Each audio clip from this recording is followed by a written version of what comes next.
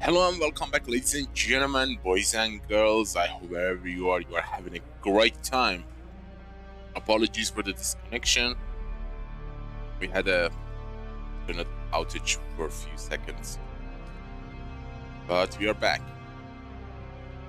Oh, thank God it happened right after I came back to the base. Apparently, Funcom has introduced a new crazy worm variant to the game. I don't know about Haga Basin, but in the deep desert, this worm variant is a new thing. So it can be confirmed because it's happening often. So it cannot be dismissed as a random or bug encounter. What this worm does is that it surfaces while you are harvesting spice and then eats the carrier or the crawler. I don't know which one is triggering this, but it eats one of them coming from under the ground. It is a terrifying scene, guys. I thought I saw it for the first time and I thought it's a bug, but apparently it is not a bug but a new worm variant. A scary one, a crazy scary one. Apparently it has been in the game for a while, but I didn't know. But now I know it is real. I should be very careful.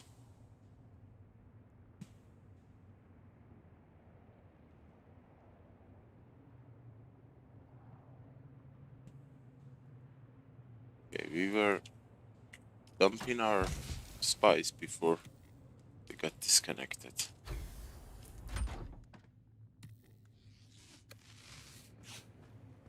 Where did I put my water?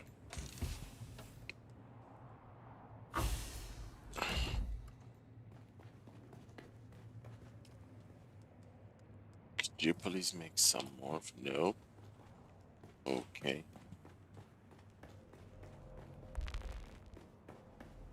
Oof, boy, that was a crazy encounter.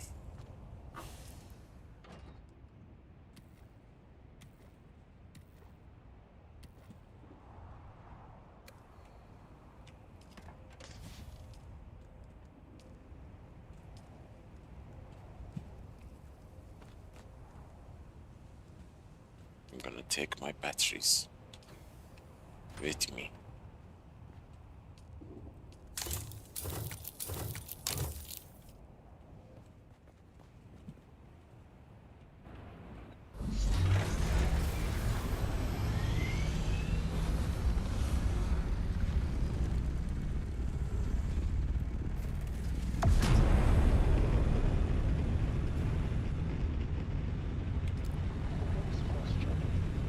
What is the water freezing?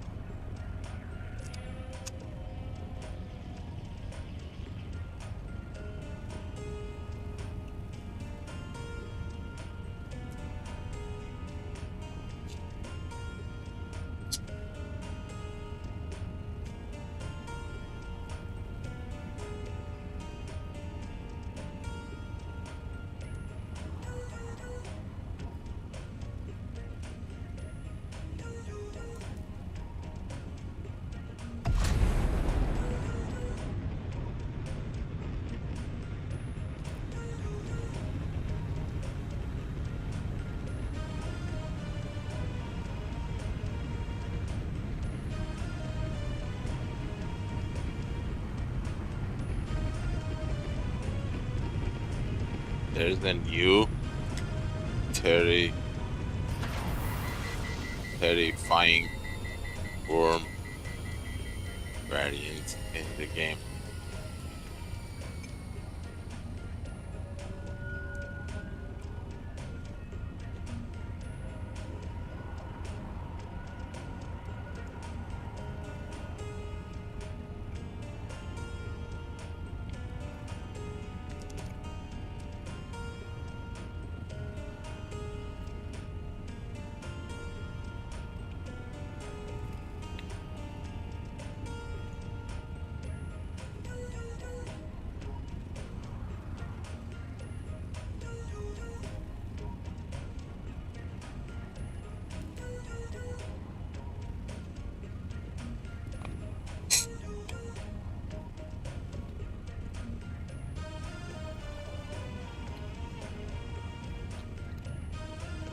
Ouch indeed.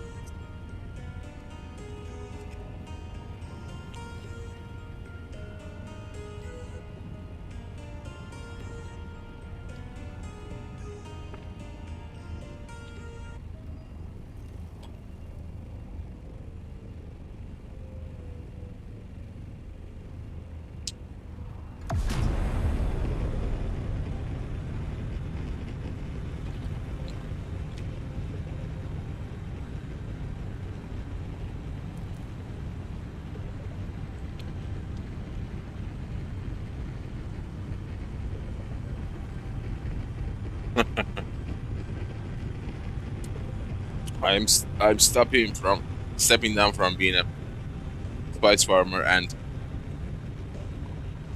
going for a good collection.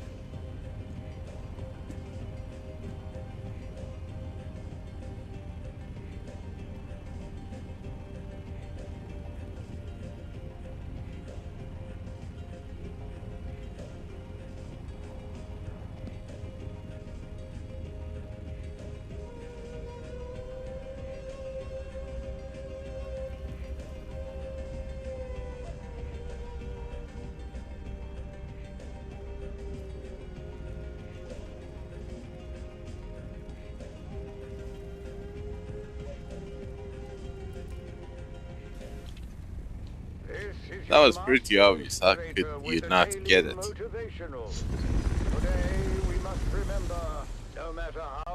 That was super obvious.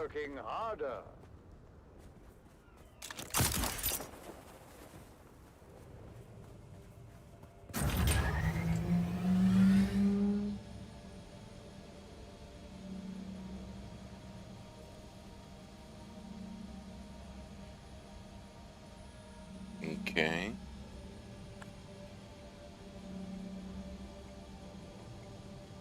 That was so scary. I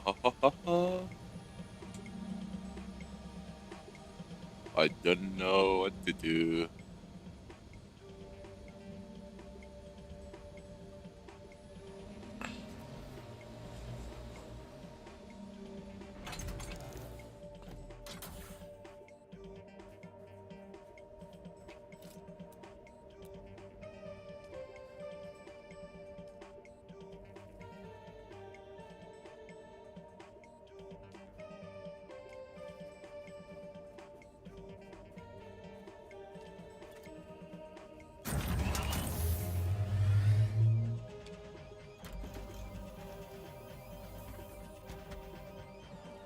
Here goes nothing.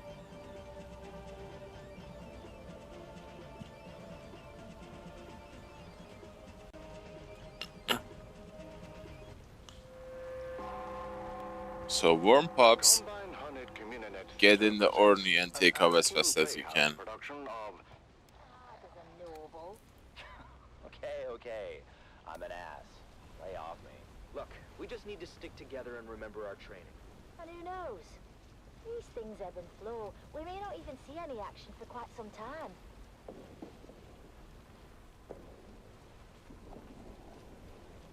As their dropship navigated the flak-filled descent corridor, our three guardians could see the action unfolding below. This makes solo farming an incredibly difficult task. Ooh, I'm still shivering. Hey there, Hayden. Oh my god. How do you do? I don't need to. Apparently Funcom has introduced a new worm variant to the game. Like I'm farming right now, the worm pops there. And then, if I don't quickly go to my carrier and pick this thing up, the worm comes from under the ground and eats you. Oh, it is so scary.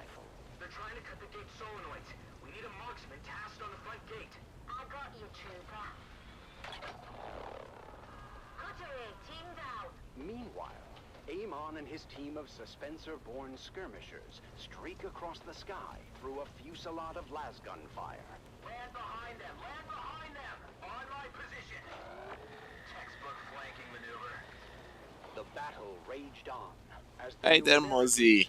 What's up, buddy? Long time no see. Yes, but the work got a lot more difficult. Funcom really don't want to see us solo farming like this. They are throwing everything they can at us.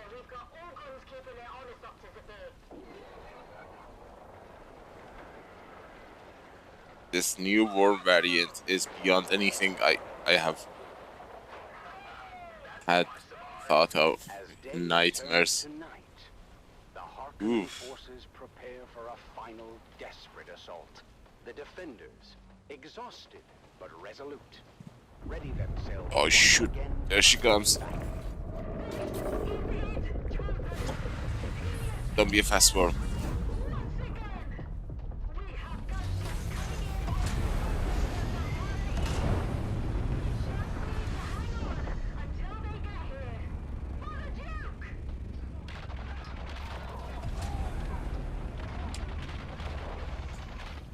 Ouch.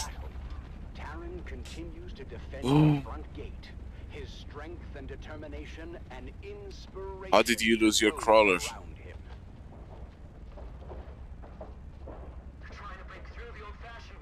Lyra's precision fire thins the ranks of the well, this new variant is really crazy. Like in the span of like 5 seconds, it comes from underground and eats your carrier or crawler, depending on the choice of the menu. Taran finds himself in a perilous situation. Yuko, hey there. Welcome back. How are you? Lyra, from her vantage point, sees Taran's predicament and desperately tries to provide. I am really scared to farm anymore. Gee. Funcom is going hardcore on the farm. Just as hope seems lost, Amon streaks, Suspensor-born, across the sky and fights his way to his fellow young guardian. No, this new variant comes from under the ground and eats you like a crashed ship.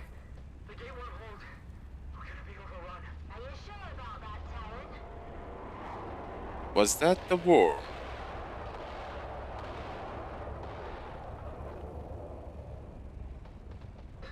Yeah, son of a gun. It went from under there and then surfaced here, coming back to the field. They really are making these worms unpredictable.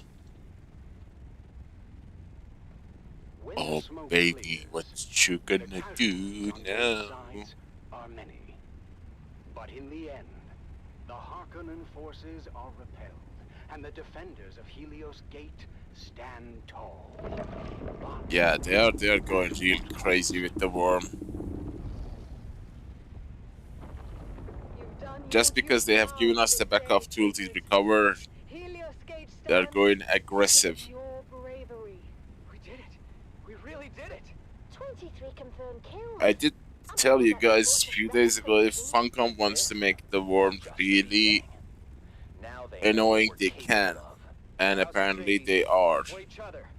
We'll face all comers together.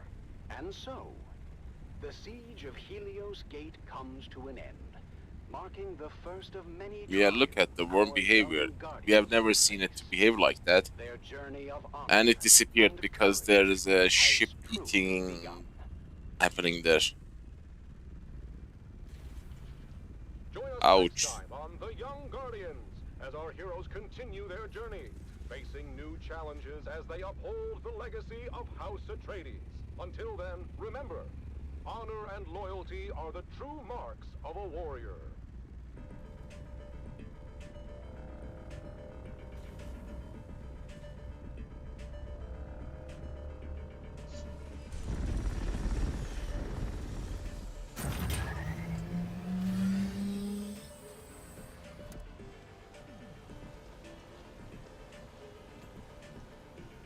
I mean, they have made it so scary. A daredevil like me, I don't want to bring just one fuel cell, so I'm coming with more than one, just in case. Now I'm guessing the worm is gonna come from there, since it ate the ship there. Oh boy. This can get really nasty.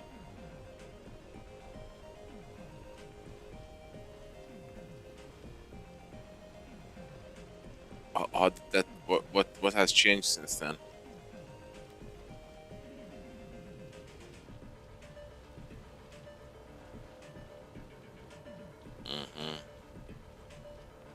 Upgraded reaches spice container. That's a must-have. I mean, compared to the default one. This is Tolliver Cam, your faithful Communinet crier, spreading the word of the Duke and reminding you it will get better. War is hell, but our cause is just, and there's no other possible outcome than total victory. They have also changed the what you call them, the timer. Like it used to be 4 minutes 30 seconds. Now it appears in 3 minutes and starts popping and going aggro.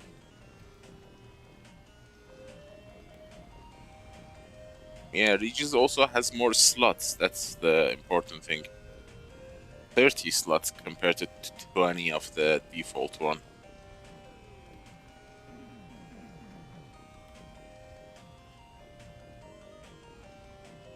But we might be giving Funcom too much credit. These all might be because the crash ships are randomly appearing near the spice field, causing the worms to, behave very oddly.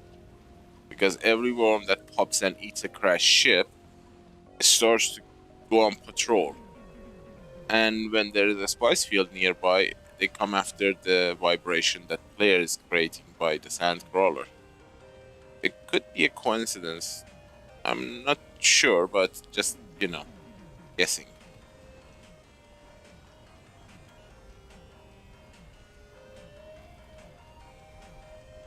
Oh, yeah.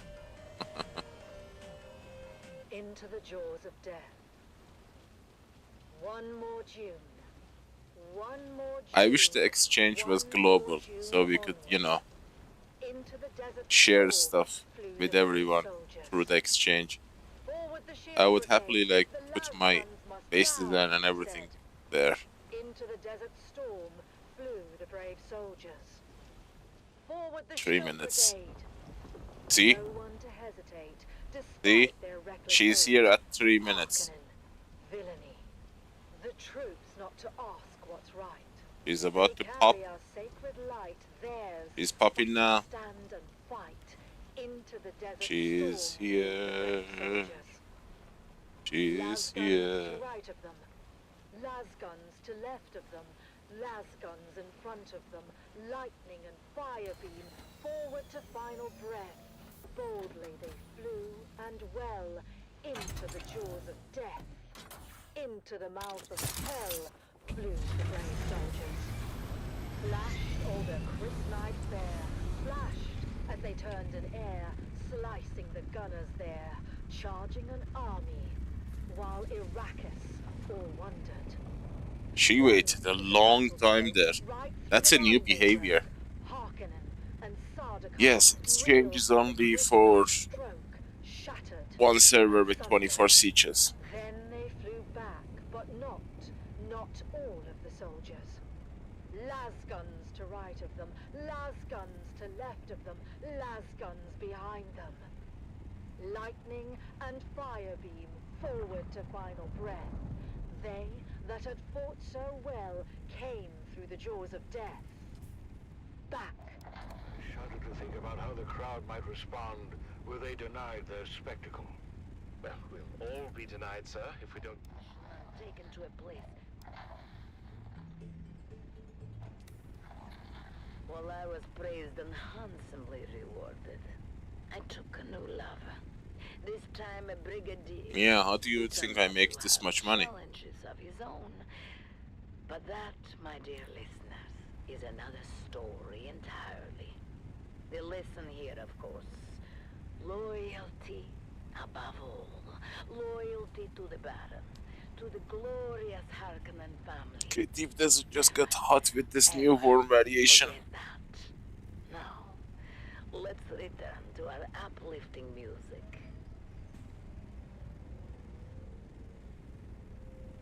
No. Schematics. I sell schematics.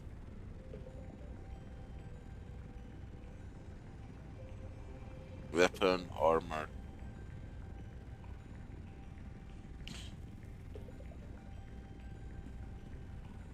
I did put a batch of spice to sell to see the market, see how market behaves.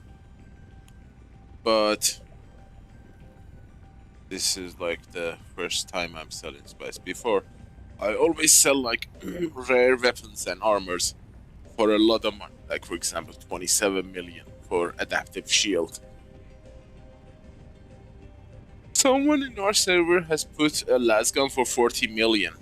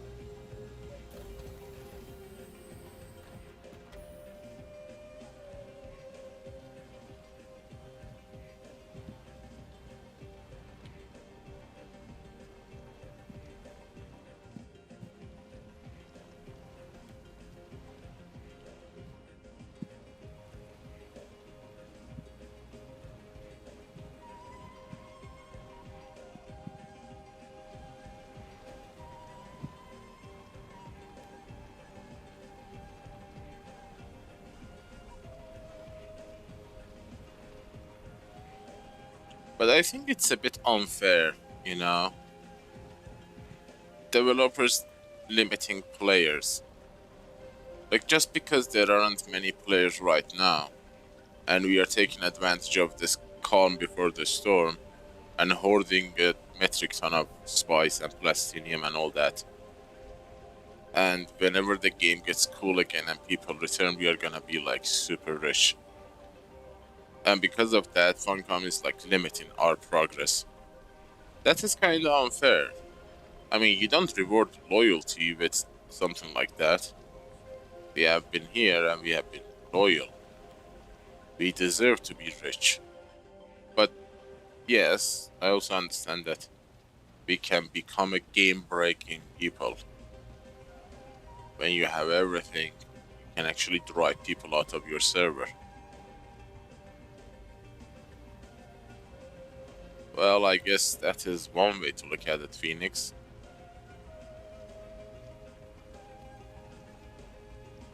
But seriously, right now Funcom is trying everything to limit the progress because they know, yes, there are like a little to no people really playing the game, and because of that, they are going crazy on things to make it hard.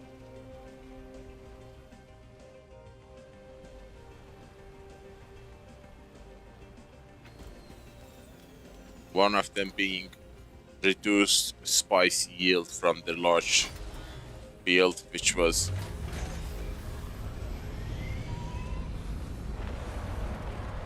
more than 250,000. Now it's barely 200,000. Or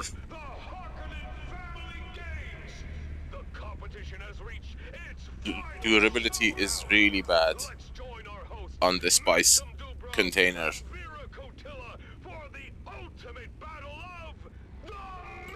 Or introduce a new worm variant.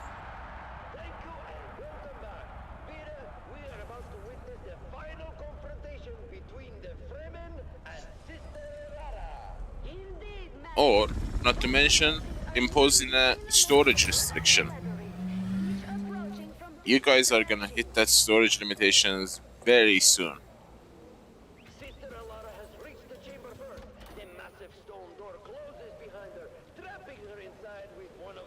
But that is unfair.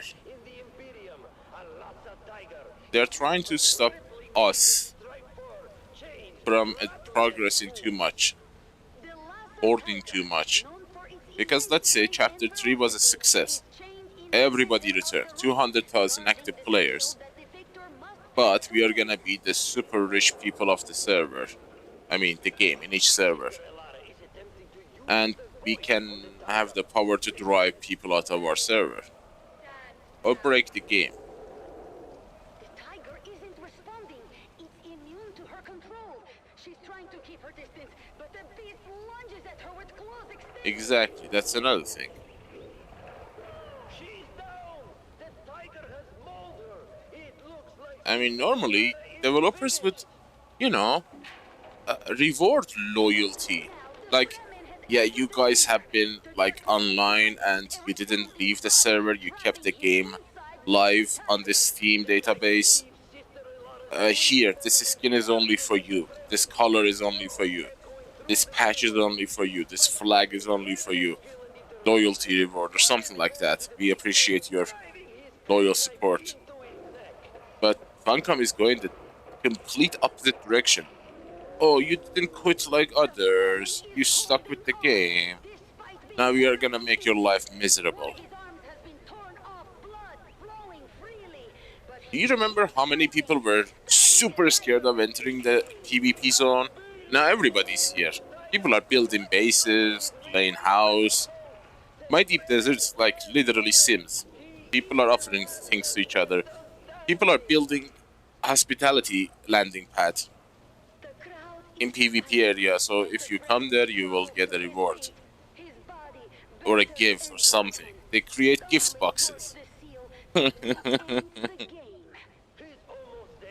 And Funcom hates it. No, why are you not fighting? We didn't make this game to be cool and peaceful. Fight each other.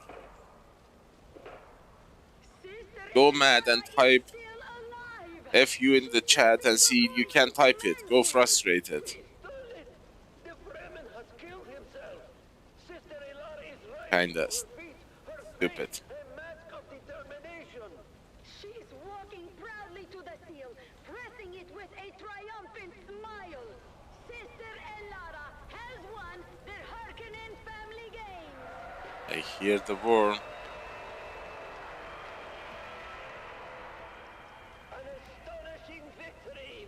This change happened recently.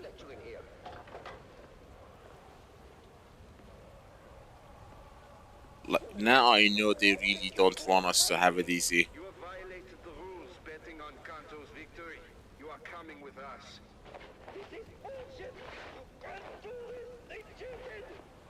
Look at my crawler's damage. I mean, What the hell? Taken away by the guards.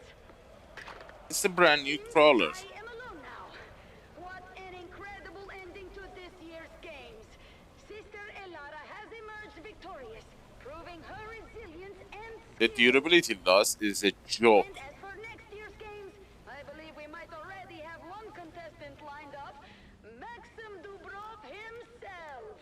Look at the containers. 41%, and this much is red. And I built this like 2 days ago. Thank you for tuning in to the Harkonnen Family Games. This year's Mantrap has been one for the Yeah, exactly. It's being made from plastic. updates and future events on I swear I built my container 2 days ago. Go check the stream. The other one was unrepairable, so I built a new. I literally crafted a new one. every moment is an And 2 days later, this one is like 40% lost durability. strength through loyalty. And I have like 3 skill maxed out. Repair maxed out. There is no other level maxing out. And from what I saw, this one is a joke too. These two. Repair your weapon until reducing the maximum durability cost of each repair. Well, 20%.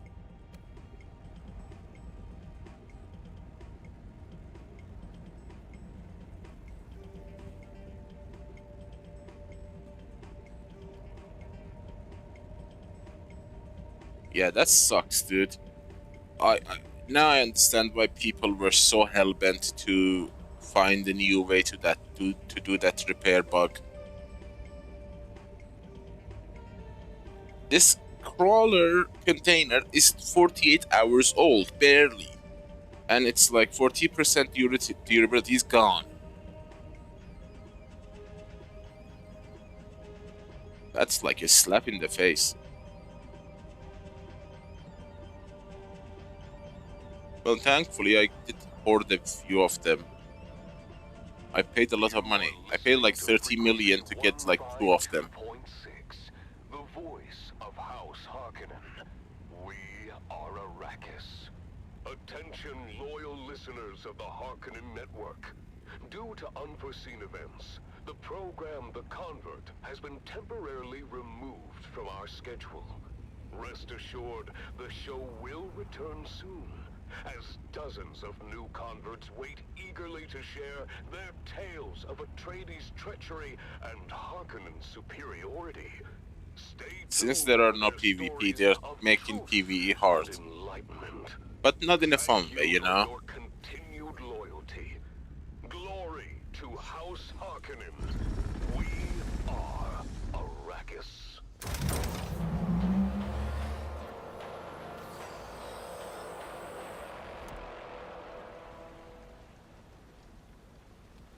That was I would Convert, say these are cheap shots. on the Harkonnen network. Stay tuned for Increasing more durability compelling loss, content. reducing Strength yield, through loyalty. making What Worm powerful behave message weirdly. from the These are cheap shots, not Convert. My actual good friend Lady Maris always game mechanics that the increase the path difficulty through of the faced game with in PvE difficult mode. questions. Learn which ones to avoid.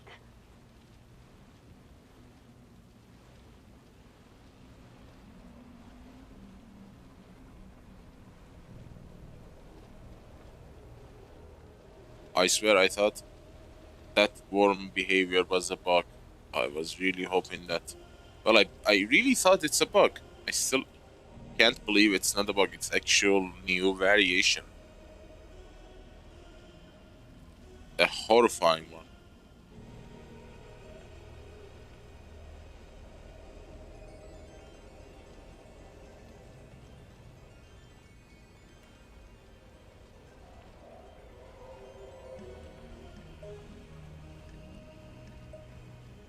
Exactly. You took the word out of my mouth. I mean, it is normal for people like us who has spent like 1,000 hours farming spice. This is easy for us. We have spent a metric ton of time doing it. It should be easy. If it gets hard, that's abnormal. How hard are you gonna make it? 1,000 hours is not enough?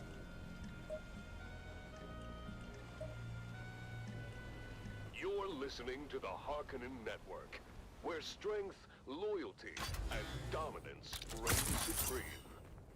We are Arrakis. I am Philip, your guide and confidant, here to lead you through another glorious day under the might Look at of that, our they've changed the beloved worm man. Let's start timer with as some well. invigorating music to get our blood pumping.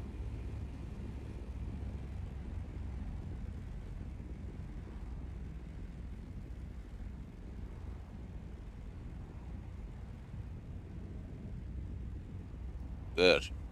Now that worm is gonna come this way. They have reduced the worm control timer from 4 minutes 30 seconds to 3 minutes and 2 minutes. It can happen in either of those. Weather alert.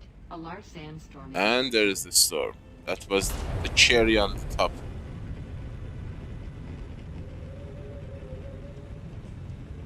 I had 2 storms in 40 minutes at the same location.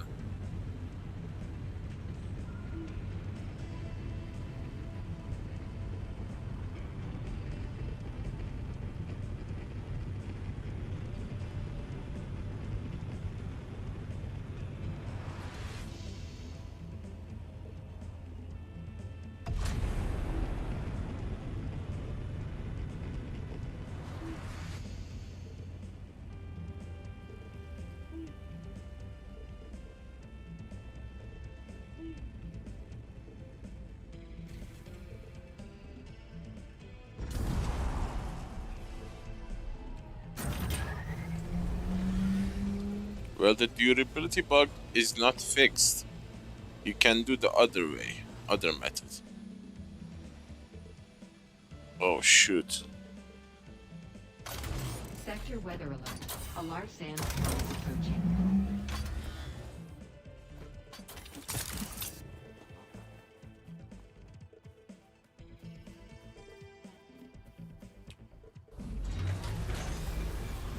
Yes, they are too frequent, and they have increased the size of the storm by...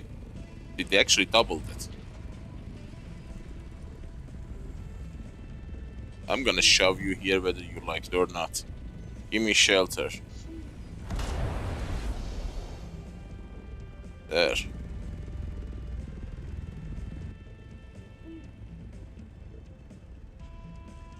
Give me shelter, you son of a gun.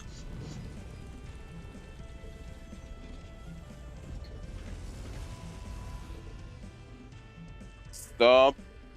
Stop sliding. No.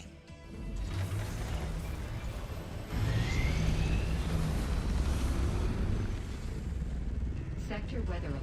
A large sandstorm is approaching.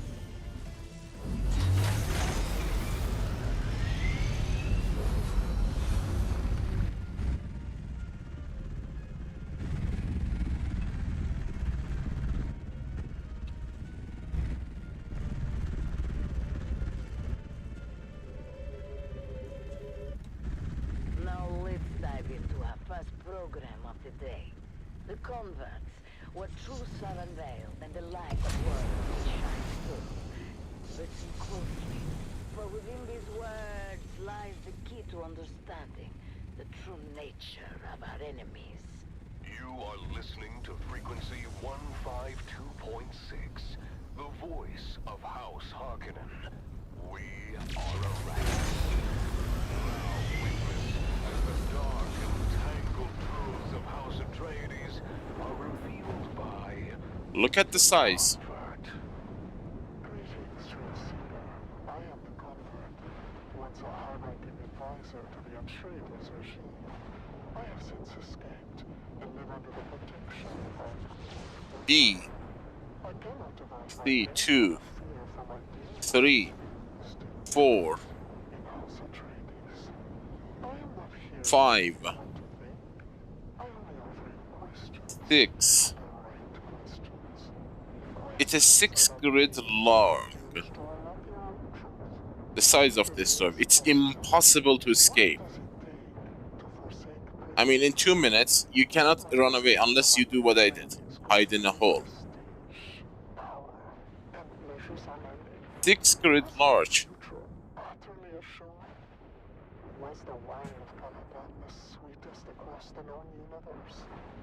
And look at the depth. Look how long it is.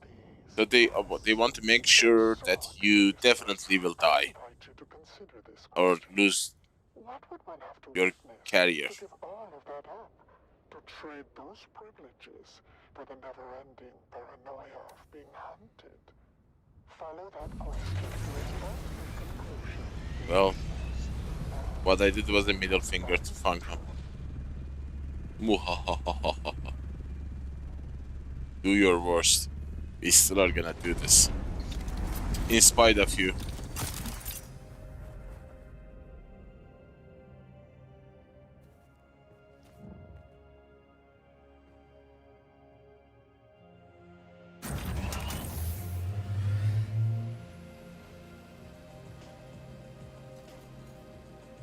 Did I see repair stuff? Yeah. Metal scrap, good.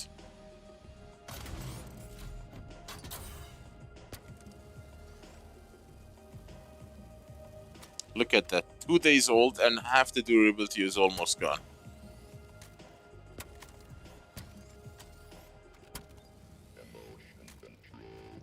You know, actually in the actual lore of the story, they brought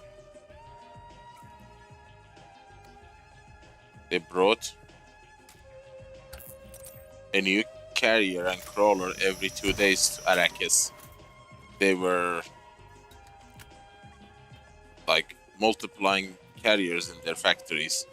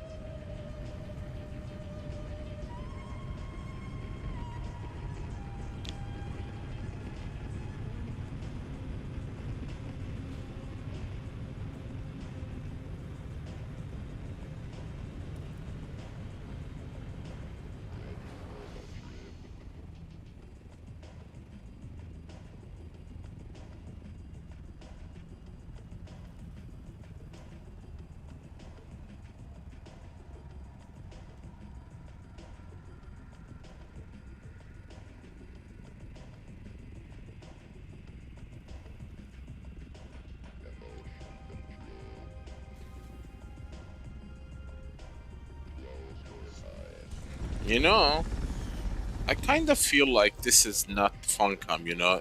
This is the little idiot who has server control and he's like playing with the settings. Because it's not that difficult if you have access to the admin panel of the server. Let's increase this and make it hell for 10,000 online players. Let's increase the storm damage. Let's increase the durability. It's not like the developers are actually sitting behind. All this you are seeing, these are all server settings, you know? A 10 years old can do these. It's a server interface which is super easy to change all these. I don't know if you have ever hosted a server for any game. Especially the Unreal Engine ones, they're super easy to configure. Because the web interface has everything explained in very easy details. Player vehicle durability loss equals type a number. 1, higher means more durability loss. 0.5, half the normal. And someone's kid sitting behind has access. You don't have to sit behind anything. You need the username and password to log into the FTP server and change the values. Where strength, loyalty, and dominance reign supreme. Strength through loyalty. Next up, dear listener. But What do you my all personal wait professional for? opinion is that It's Funcom is finally trying time for the annual Harkonnen different family game. configs and I different know you're stuff all as excited and as I using us am. as the beta Let's go testers, live to this unpaid year's first installment beta of testers, the Man Trap. Action, suspense, and because the violent game death. population is at all-time low. From the Grand Arena Perfect time to test the on game. 80 Prime.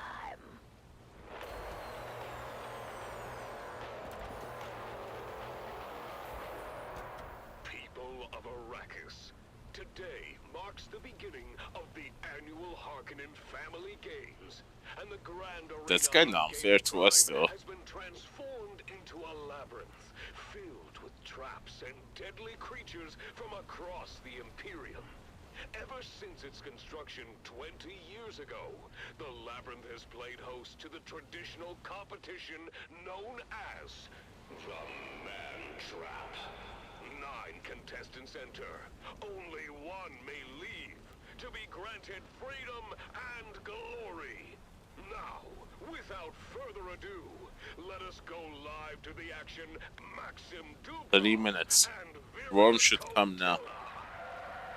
I think I heard the eating, shipwreck eating. Slave master of the labyrinth for the best 15 game. I am joined today by Vera Kutila, renowned biologist. Vera, tell us about your first memory of this hallowed competition. I still remember it to this day, Maxim. I was watching on the net when one of the contestants was constricted and swallowed by a Jalboa from Grumman. You know, I remember the I'm worried that they might start banning people because of using the repair bug. Yes, I remember it well. It was so That will not go well. You could see them flailing inside the beast as they were slowly There are digested. so many people who are using that I bug. think it was at that moment I decided to become a biologist. Entertaining and educational. Without spoiling too much, I can say we'll probably get to put your knowledge to good use during The game this would year's lose so competition, many Vera. players if they do that. Speaking of the competition, the contestants are arriving at the staging area now. What do you know about the staging, Vera? Because practically everyone is using that And then they entered repair bug right now. Correct. And we keep 15 minutes of separation so that there is enough time between them to prevent a brawl right at the entrance. Yes. I remember when that rule was introduced. It used to be quite the bloodbath early on. Indeed. It was I can exit. fun, but we prefer to prolong the game. Hence the rule change.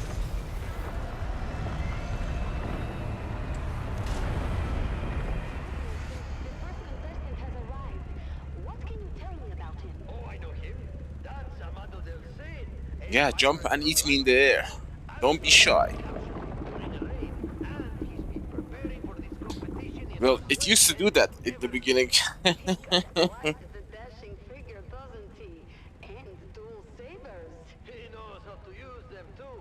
He claims to have killed over 200 men with them. Oh, exciting. We'll have to keep our eye on him. What about this next Worm used to fly in the early days. For years, and took one from a distant cousin of the Baron. You don't mess with noble property and stay free for long, my friend. Oh, he's a big one, isn't he? Why do they call him Holotam? It's a joke about how much he eats. People think his legs must be hollow. He looks very strong. Unlike this one. Who is this waif of a girl, Maxim? Kaylin Schiff. She was a serving girl for the late Lord Bertram of the manufactory. Don't underestimate her. She can be quite deadly with that needle gun she Did it made. disappear? What was her crime? Well, she's the one who made the late Lord Bertram late. What the hell? Vicious. Oh my, this net It must be disappeared. last No, night. it's there. Who's that? Wow, it goes underground and then surfaces again. Know much about this one. He was shipped in from Arrakis with a load of spice. They just called him the Fremen, and he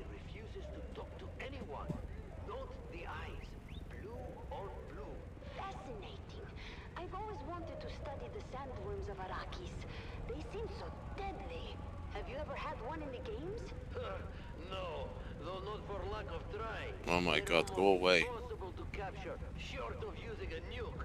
And then they wouldn't be much use at all. Well, let's hope that this Fremen is as deadly as the worms of his home planet. He looks savage, unlike the one behind him. Ah, that's the Grey Lady. Nobody knows where she came from. She just showed up on the streets of Giddy Prime one day. Soon enough, she was running the largest brothel in the sector. Before, she was taken in for witchcraft, if you can believe it. Witchcraft? Does that mean... You know that our new baron has a particular dislike of witches. But I have never heard the Grey Lady say anything during her time in the pens. Not one word. Until she volunteered to be part of this. Everybody loves a mystery, but nobody loves this next contestant. Is it coming back? God, no. I'm not surprised. Former guard captain Funcom. You recognize his face, Vera?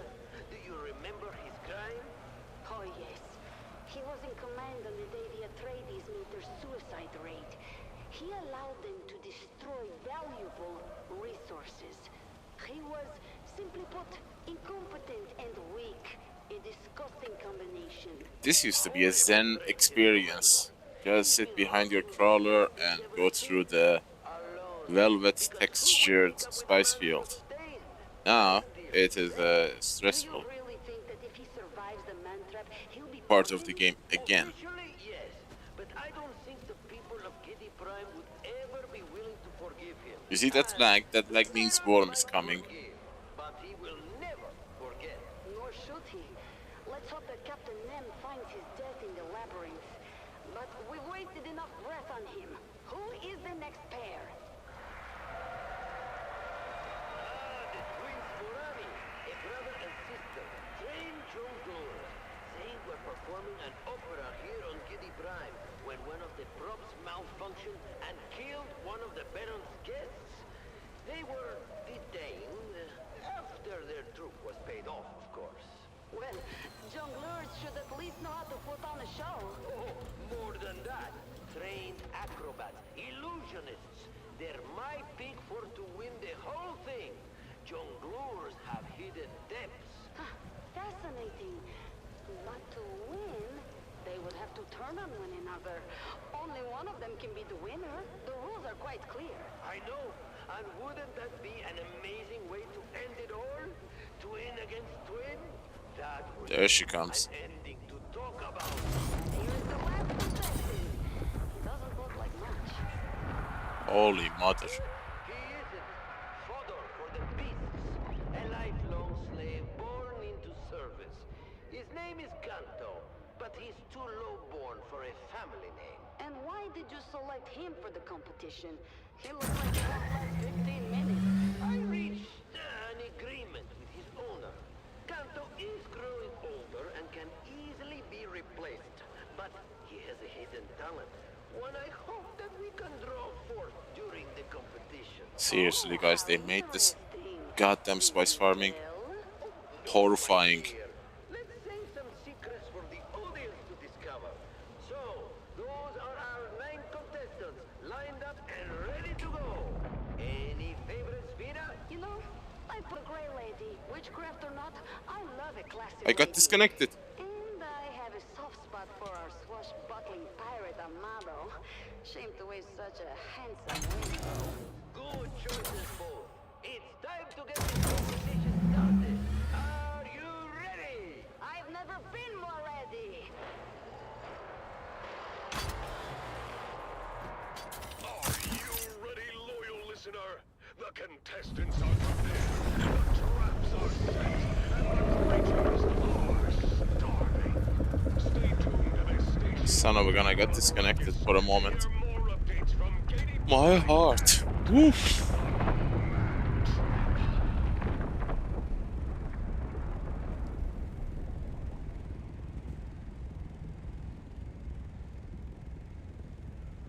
The game is dead set on custom, yeah. Carrier and crawler. I'm not gonna give in.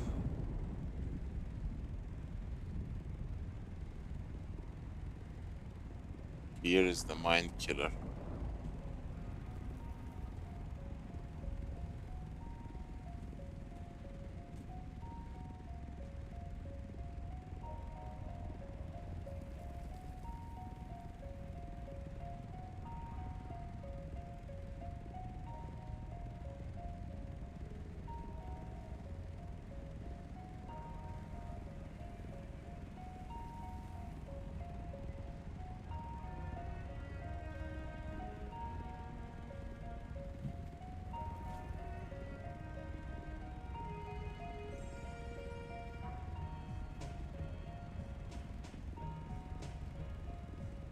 It went to the distance and disappeared.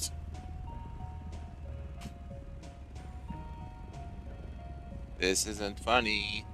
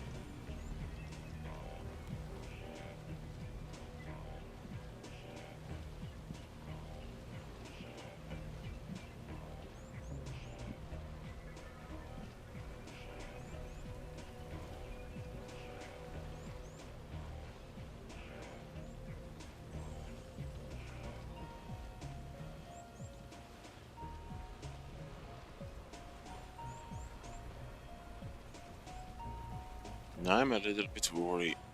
Going too far away from my career.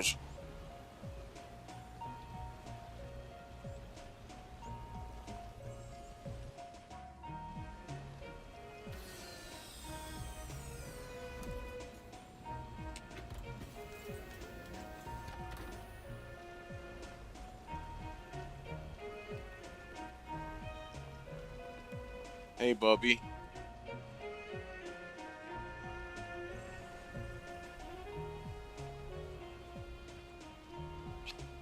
Nice.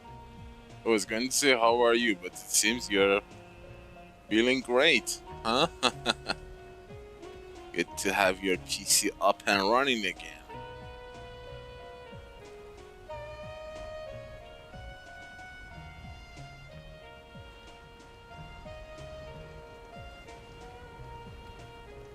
Damn right you are. Only a true PC gamer would know how you feel right now. I've been there myself more than once. Actually, I am in that situation right now. My PC is barely functioning.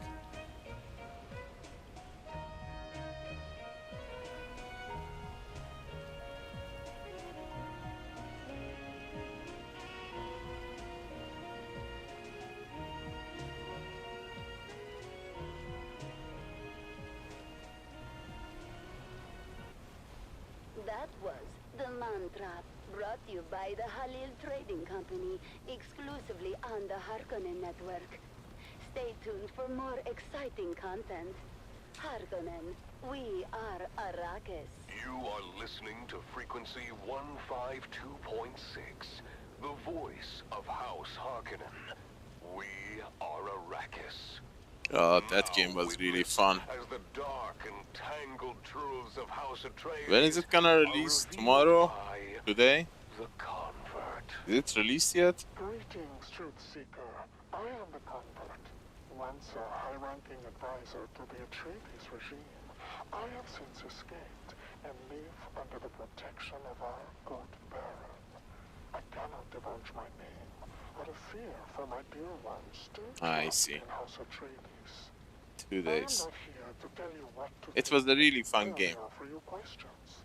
I really enjoyed playing it. I would play it again, actually. You might to unlock your own truth. Today's question, how did we get here? Why I'd here? like to understand Why the full now? story. Why this chaos? Why this war of assassins? Why My all deep our go away lives worm is coming. disrupted and endangered by this conflict? Dear listener, in asking why, do not forget the how. How, pray tell, could the Atreides malefactors suddenly usurp another's fiefdom? What manipulations and treachery must they have performed in the last Hello, month wormy. to acquire Arrakis? You see that lag? That Why lag is step because of into the worm, such a contentious situation in the first place? I wonder. which What is blasphemous secrets must there be on Caladan? Why must the rogue Duke ensure that all eyes look elsewhere? Look I to don't see Dune? it. What are they hiding in this fog of war? Follow these questions to their ultimate conclusion, There. dear listener, and you may just find your truth.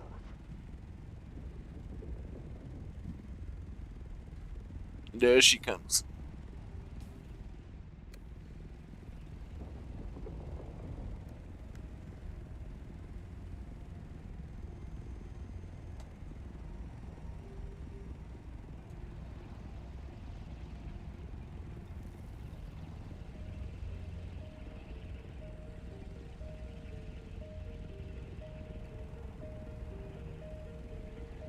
Yeah, but Thursday's tomorrow. It's coming tomorrow.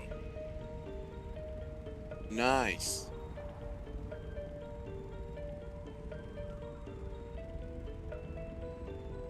My mind suddenly went to the public test.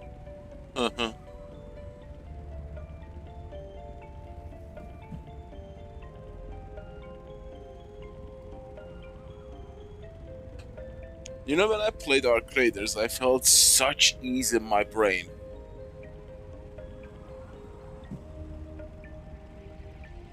I felt so stress-free.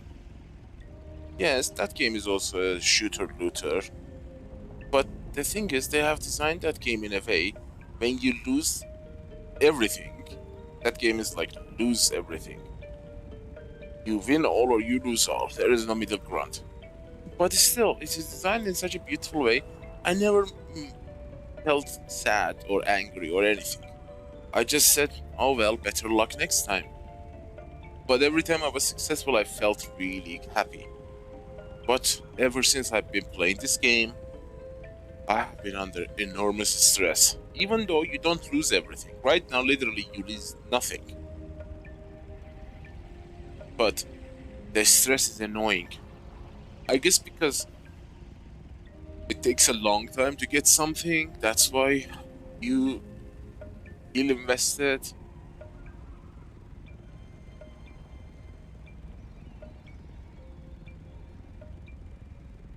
Nice, nice. Thumbs up, boy.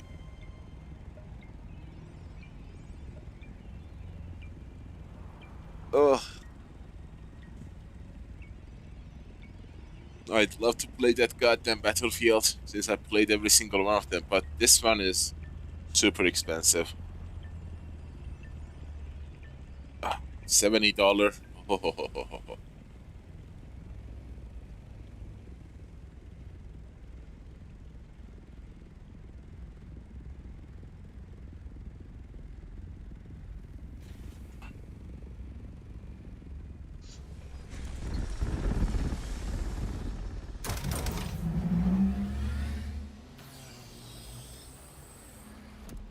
I still recommend the game. You should have it in your library. And you would at least enjoy the first 100 to 200 hours of the game in the Haga Basin alone. Don't care what they say. The game is really decent. Just because there is no PvP doesn't mean game is bad.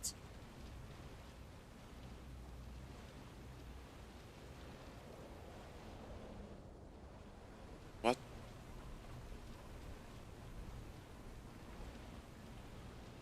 Battlefield 6 has a free version?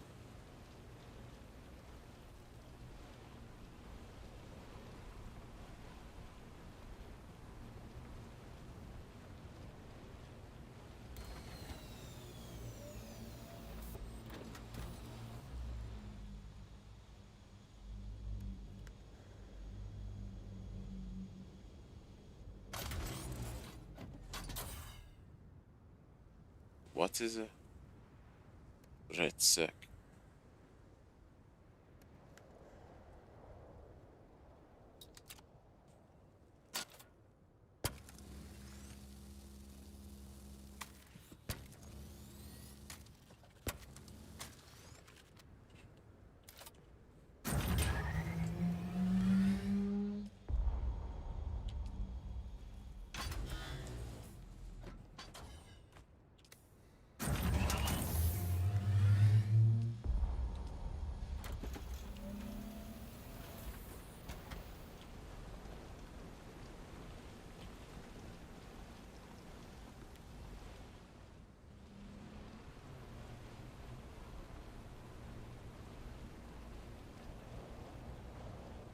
People of Arrakis, whether you serve House Arcanum, the traitors of House Atreides, or walk a different path, know that the strength and discipline of Harkonnen is unmatched. Up next, another piece of inspiring messages to keep you focused on your duty. Is it on Steam?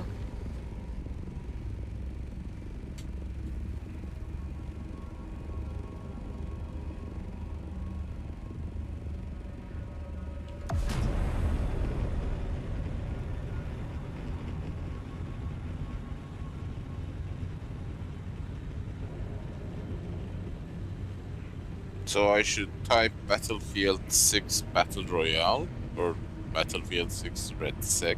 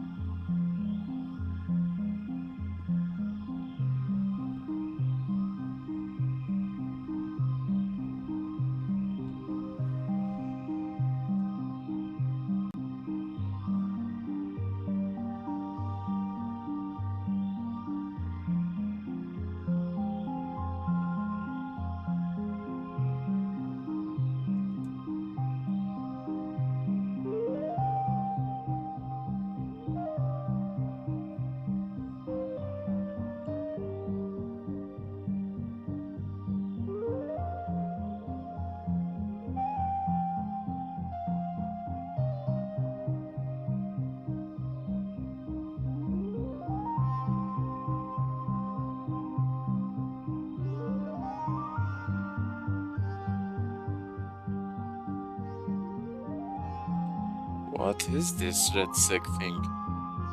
Mixed reviews.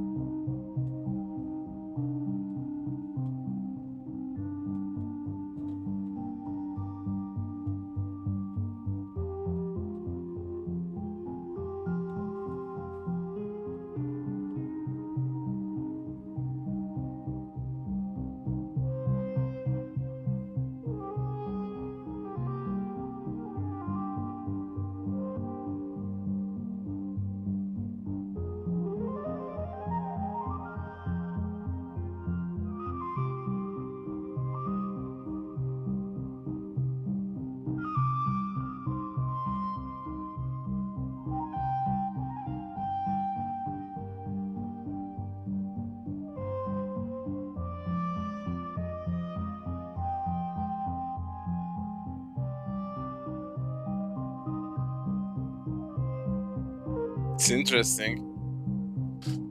It's not DICE anymore. It's Battlefield Studios that making this game. That's weird.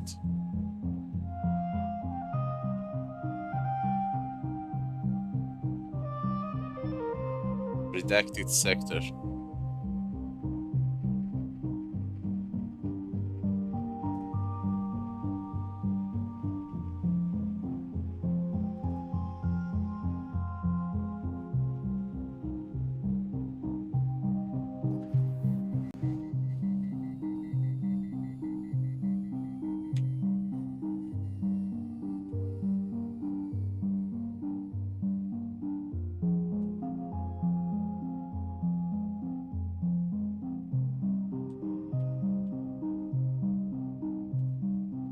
I wonder if my PC can handle it.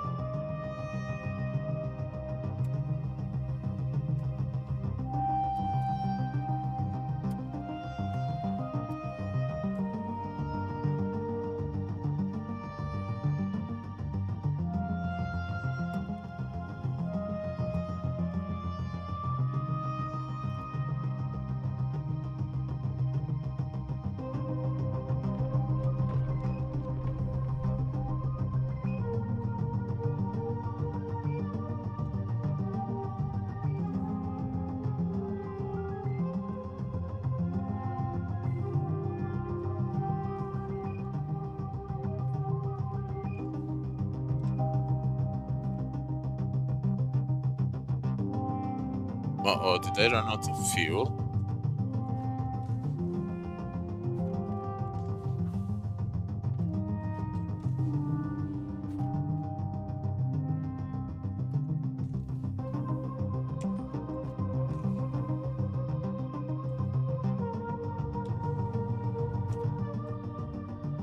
Seems I did.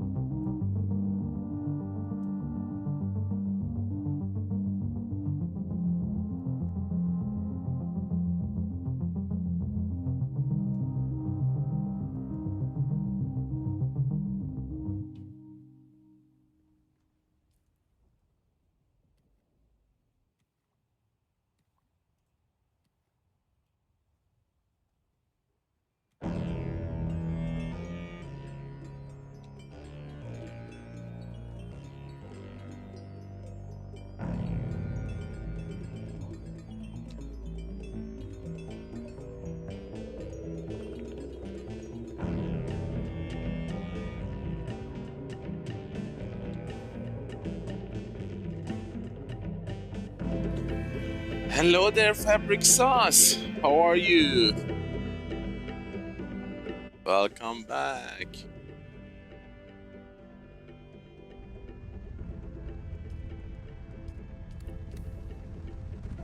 Oh man, they have introduced a new worm to the deep desert. And it is terrifying. And I am doing just trying to stay alive, I guess. The worm comes from the underground and eats you. Funcom wants to get us killed.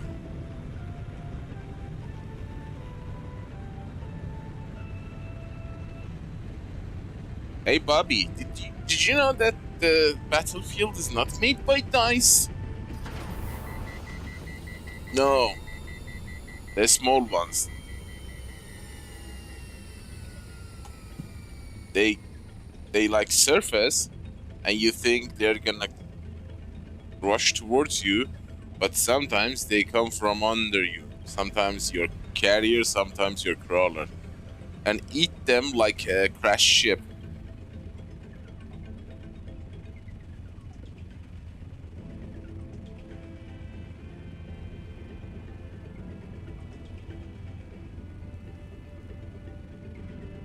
It's really scary. Tell me about it. They just made harvesting spice a whole lot difficult.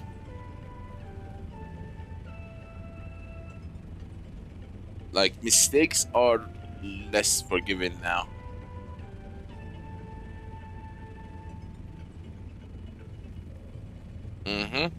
Exactly. Funcom doesn't want you to harvest too much spice.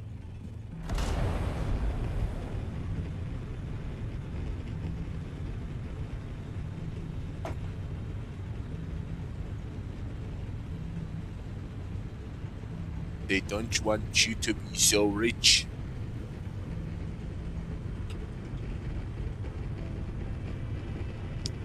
But the fact that worm comes in that way is wild. It makes you be stressed out, you know?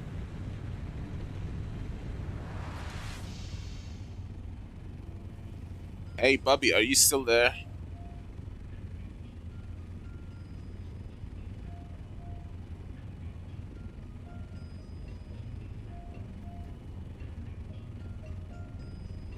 Well, why are you not... Are you selling stuff too?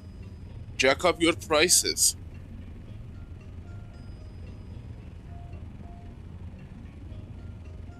Whatever sandcrawler related, sell it expensive.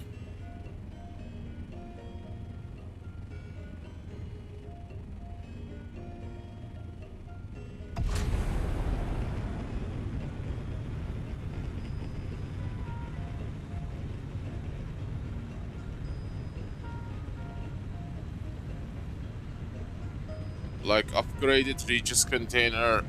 What is the lance rat for this week for you?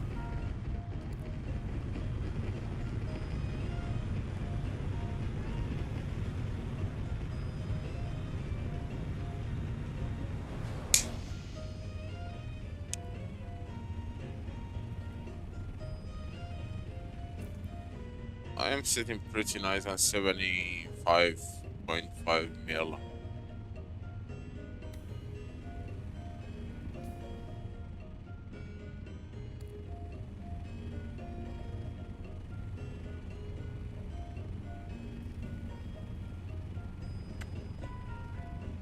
Yeah, you should sell stuff.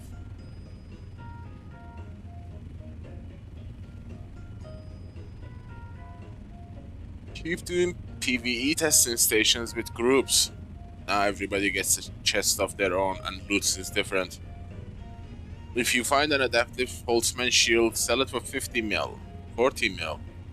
Last gun 40, 50, 60 mil. Ancient vase 50 mil.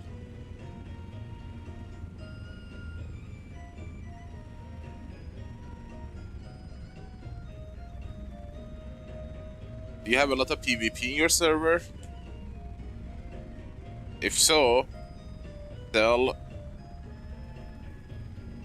what's it called? Spiced infused plastinium dust. Each for 250,000.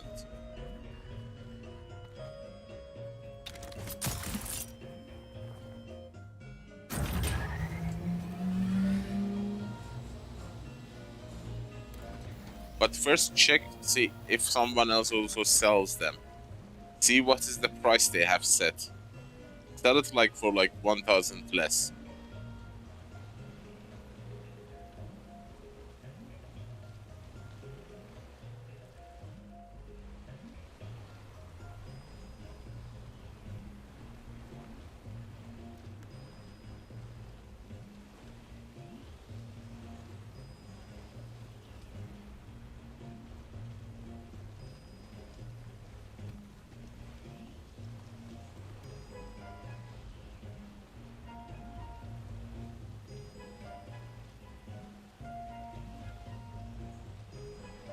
That's okay. There is no rush.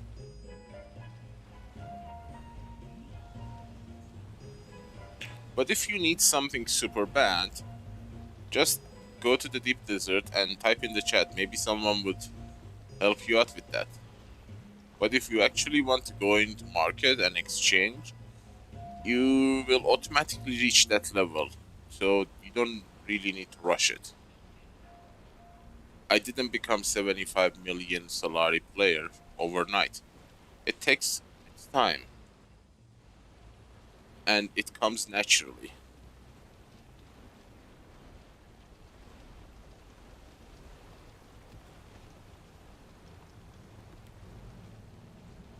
Oh great, visual bug. It's not updating on time. And I sense the worm.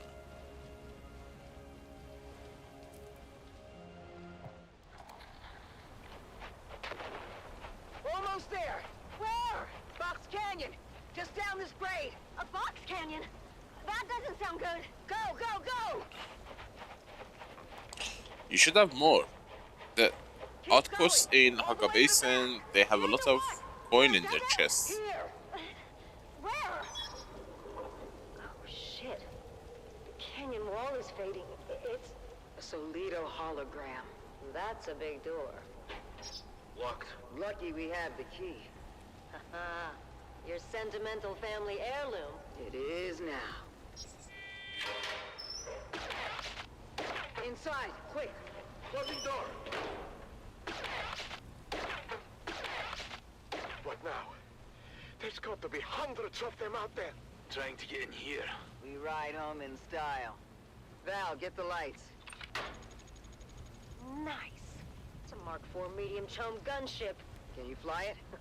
Does a worm shit in the There sand? comes the worm. Mount up. You know this is overkill for a bunch of scabs. The gunship isn't for the scabs. Check the hold. Shy Halud. That's a lot of booze. Stisk, you crafty devil. Told you, Val. First round's on me. Buckle in. Next stop, Carthage.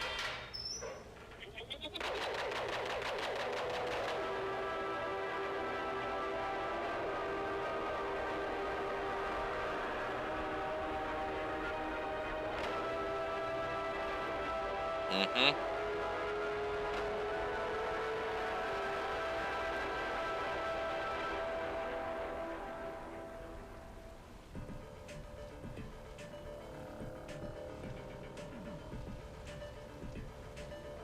If you do the outposts and stuff on a regular basis, you should have a decent amount of money.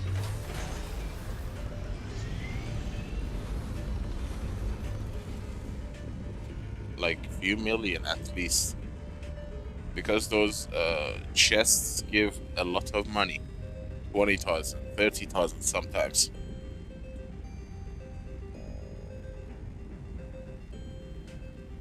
And remember, to get to level 200 is really difficult. It took me 2 months to go from level 190 to 200.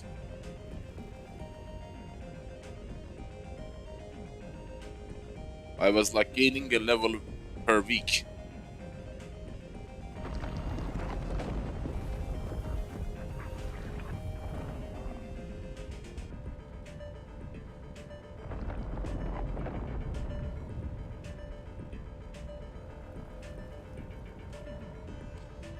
Outposts, testing stations. The places that you get intel, you know?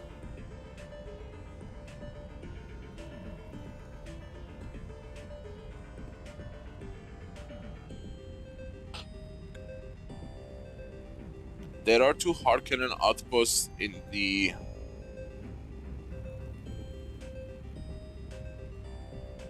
Misa Trail near Masquerade. They are Harkonnen. They give good amount of money. There are two in the north. Very, very north of the map. End of the map. Atreides bases. They also give good money.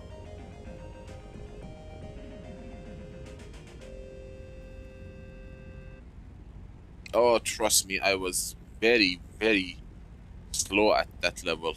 And I was enjoying that. I actually chose to play slow because I was really having fun. It took me 300 hours to get out of that place. Well, do the math.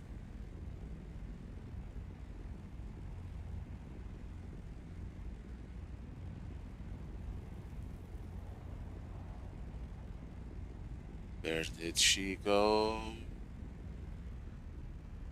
And new behaviors that they go underground and then surface somewhere else and keep going.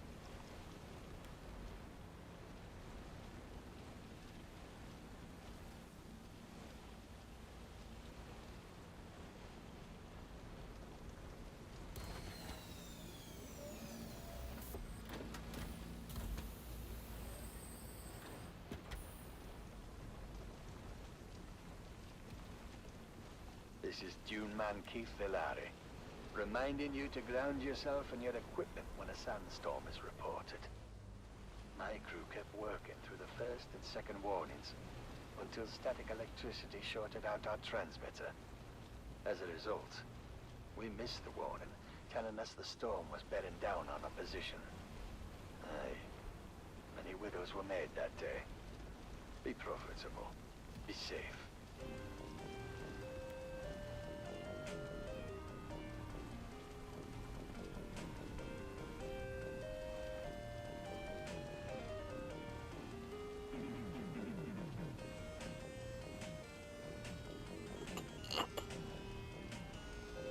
I still haven't built a base. Oh my god. I need to go back and fix the water situation.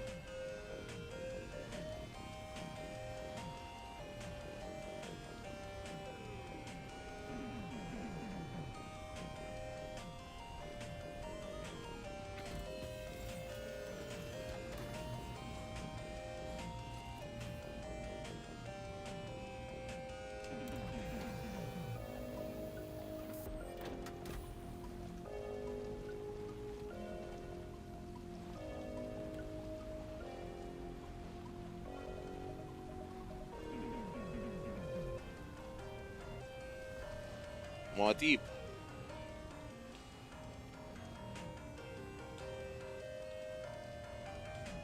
Tell that goddamn worm to go easy on me.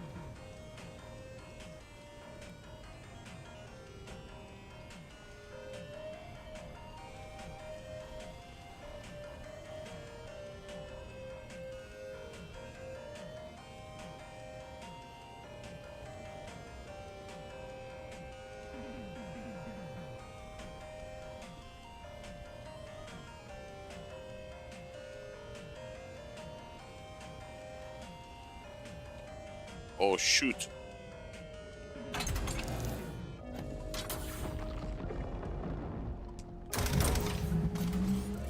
She stopped.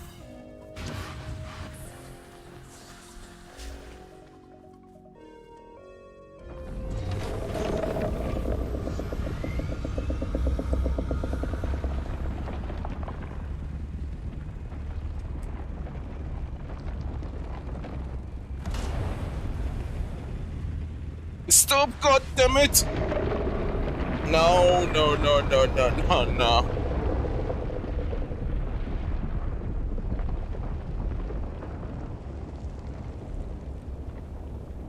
I got lucky.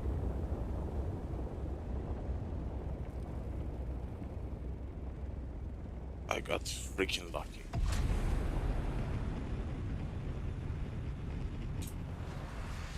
That goddamn sea bug happening at the worst possible moment.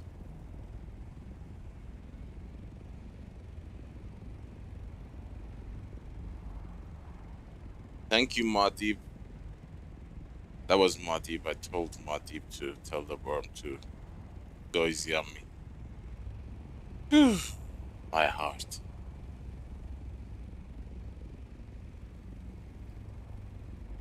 Hey, Lua.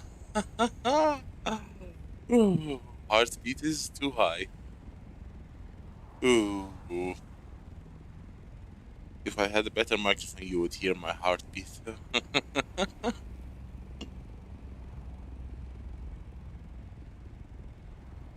Worm was like, okay, I won't eat it this time. But behave yourself. Oof. Temperature went sky high.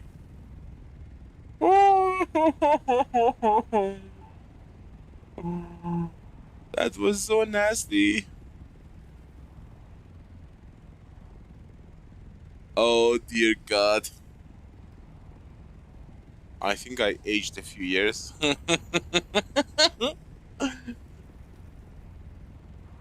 Freaking hell, game. Oh, wow. Where did she go?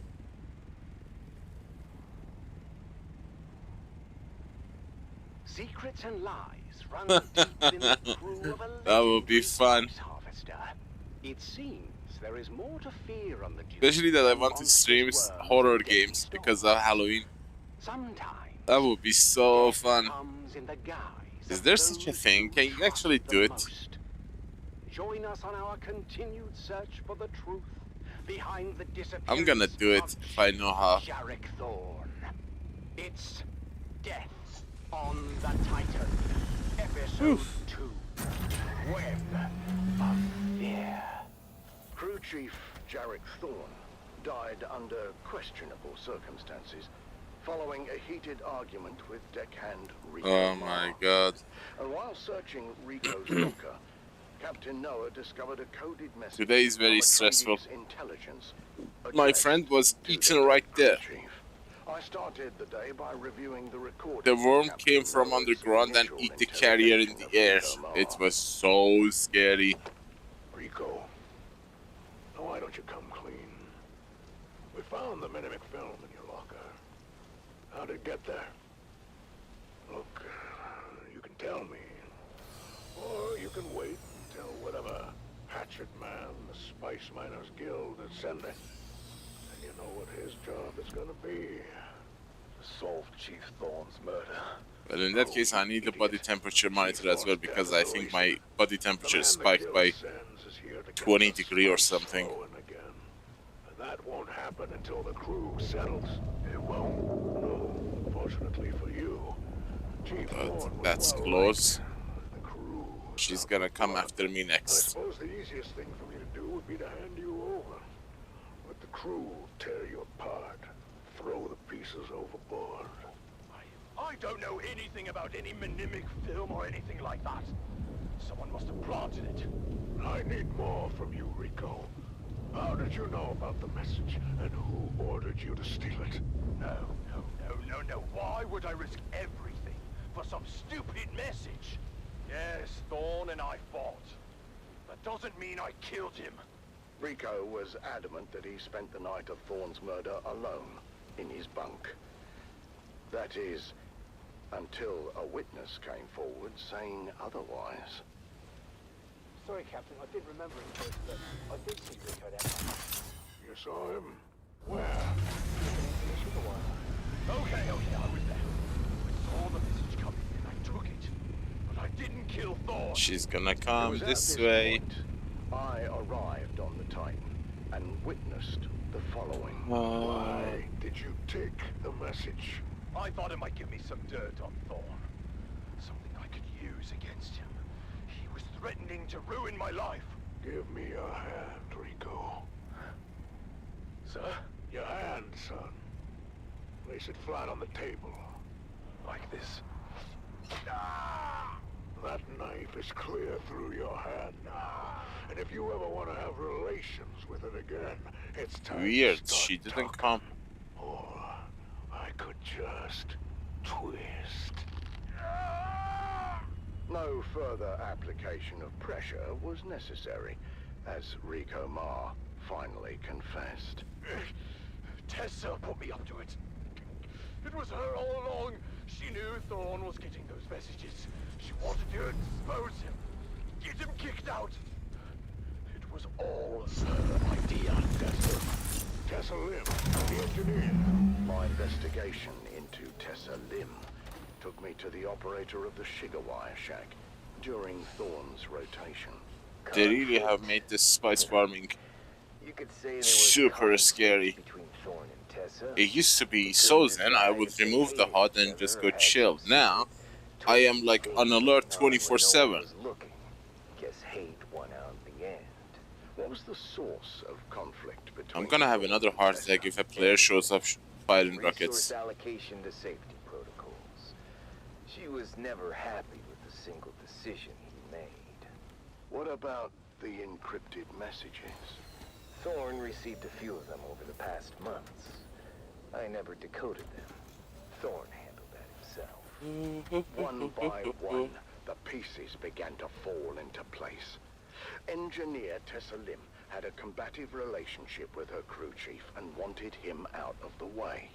But I knew there had to be more to it. And to discover what that was, I would have to go to the source. Thank you for cooperating, Tessa. Oh, what choice do I I have? think Worm is coming. Tell me about Thorne. Thorne was a special kind of This intense. frame drop is The caused dangerous because of kind. the worm, In spite of what you think, it wasn't from personal. experience. His bad decisions put our lives at risk. He was well regarded by the crew. Big whoop. So he was popular. Doesn't mean he was good at his job. How does Rico fit into it? I never told Rico to steal anything, but I knew Thorne was receiving those messages on the down low. And when Rico came back with his face busted in, maybe I'd put the idea in his head. To steal the message. Yeah, but if anyone needs to be investigated here, it's Lena Orlov. Hart and Thorne had something going on. Interesting. I've heard from others that you and Thorne had something going on. Don't make me throw up. Jarek Thorne makes the Harkonnen look attractive by comparison. Tell me about Orlov. To start with, Rico sleeps in a bunk. Thorne has a cabin with a door. So? So, unless Orlov can see through wood, how could she know that Rico was in Thorne's quarters that night? She must have been there, right? Inside Thorne's cabin. How else could she have such intimate knowledge of his thoughts and plans? The Now I'm really accusations terrified were going away from fast my and loose, and tensions were running crawlers. high. As I wrapped up the interview, I mean carrier. she dropped another bombshell. And if Rico was supposed to be in the Shigawire shack alone that night, where was Jeb, our trusted operator?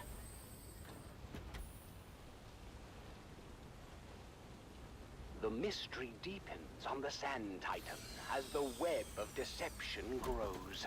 What is the truth about the relationship between Thorne and his shift supervisor?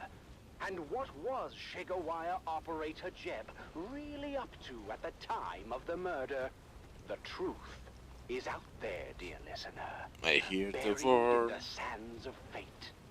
Join us again next time as we uncover more secrets and lies on Death on the Titan.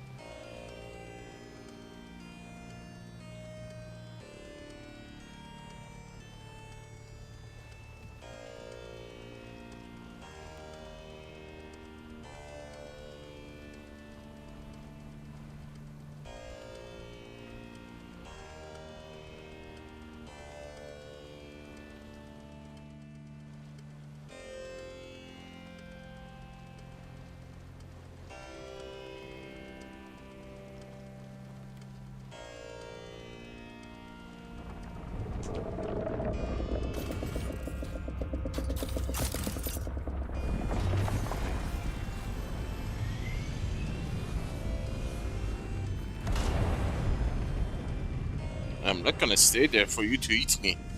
Screw you.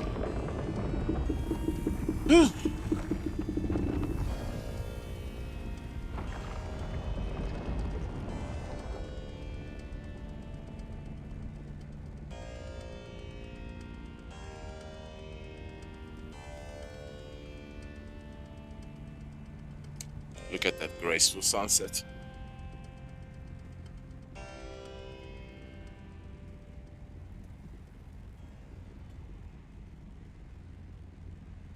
Loa, is it like a device or something that they connect to the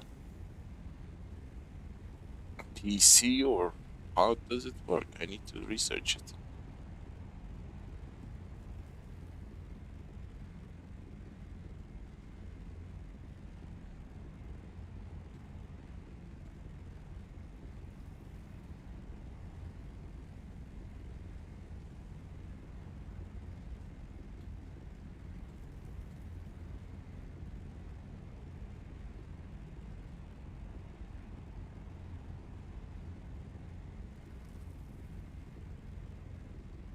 Hello, darkness, my old friend.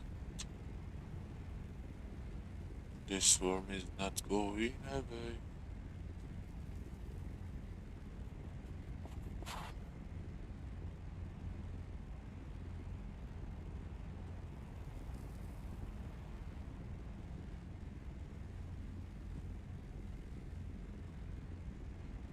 That looks like going away, but sometimes it doesn't 180.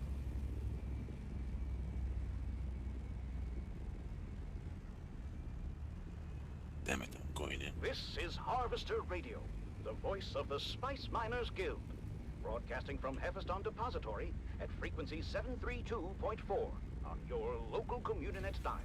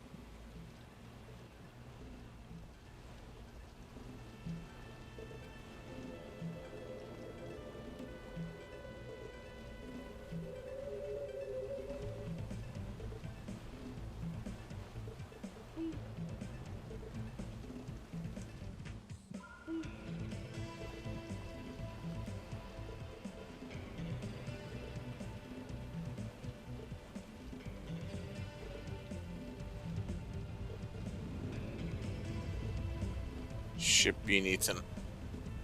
She's gonna come after me next.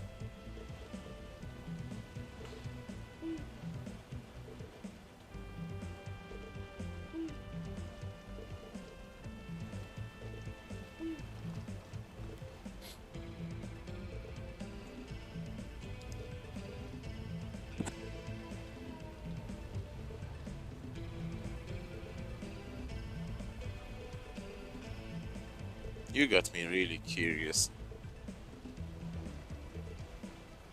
And it's not easy to get me curious about things. I'll give you that.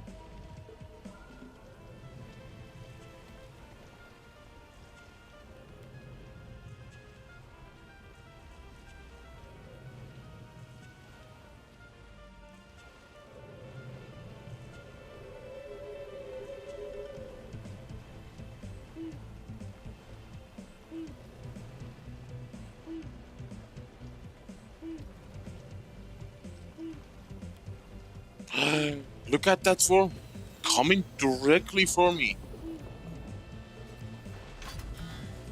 Oh my god, that was a terrifying moment. Crawling toward me. Oh, I saw its head. What the hell, Funcom? Are you gonna give us a heart attack or something?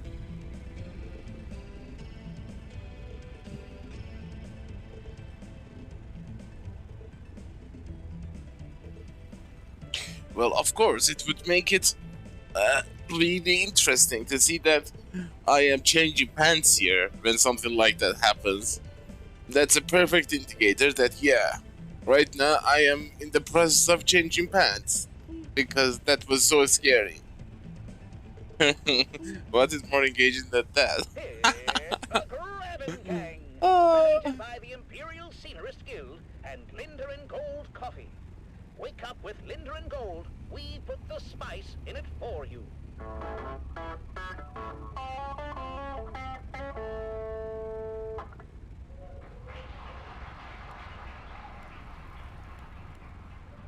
The Grabbing Gang was recorded before a live studio audience. Another day, another song.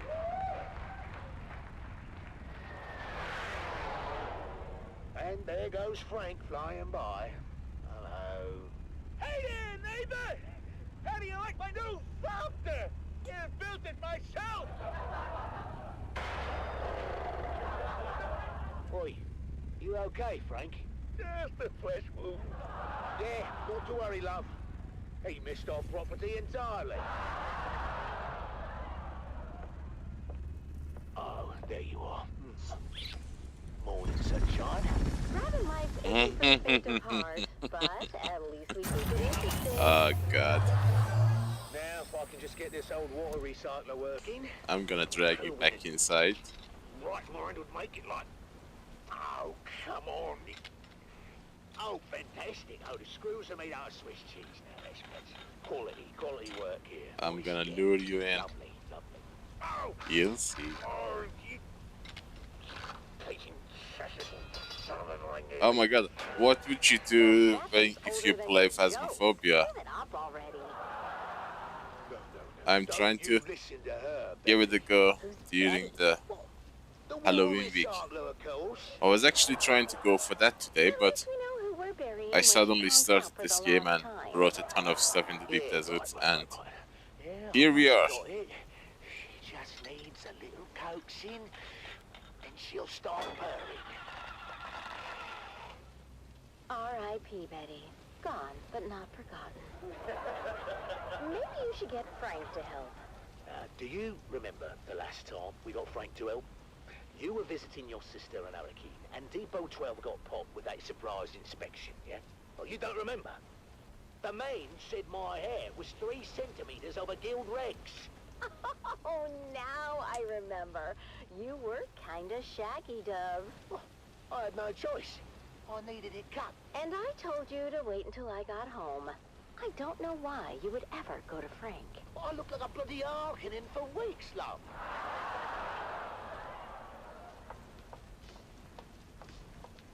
Mom, Dad, can you guys keep it down? I'm trying to hear my Communinet shows. Hey, Junie, hun. Maybe you can do that outside and keep an ear open for worm sign. You know, Sandworm activity's up 9,000% since that bastard Zantara took out the shield wall. How did Zantara take out the shield What wall is? in one day? And it took What's you like 9 9 to to 5? months to build a shed. Don't you compare me to that outlaw. No, trust me. I've seen his holo. You don't compare at all. Oi, now, that's seditious talk, that is. He's an enemy of the Imperium. Oh, that sounds like a good game for frisky time. Enemy of the Imperium. Ew, you two are gross. What? You're gross. Dove. What? Have you seen her bedroom? Or, and I dare you, have you smelled it? Speaking of which, where's your mother? Jesus. Mum,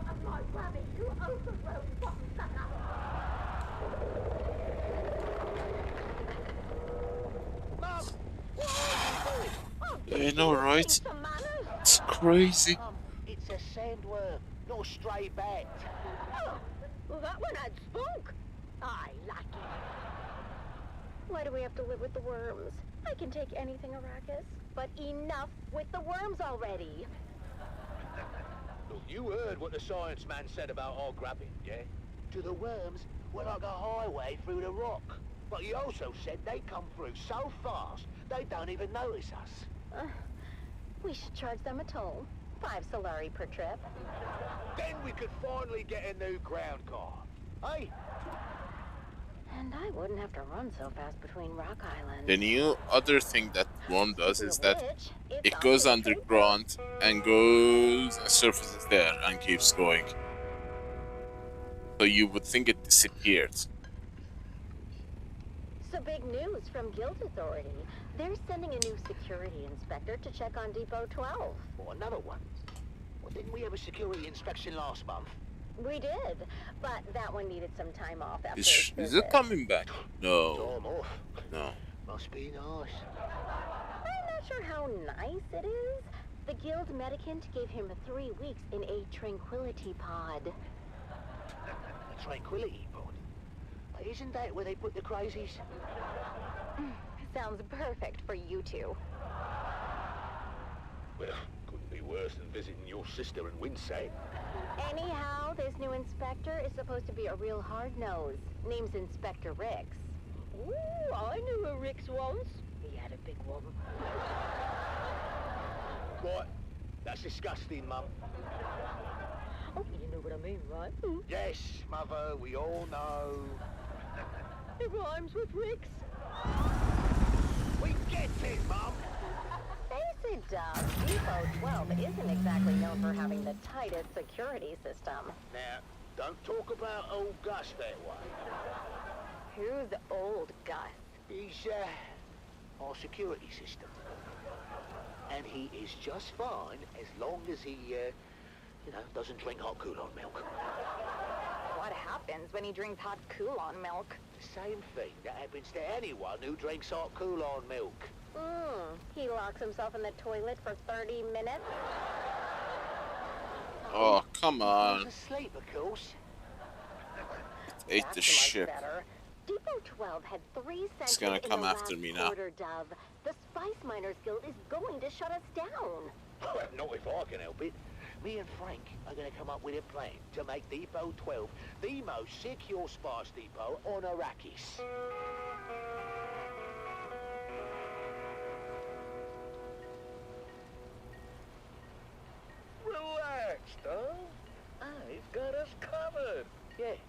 That's what I'm afraid of.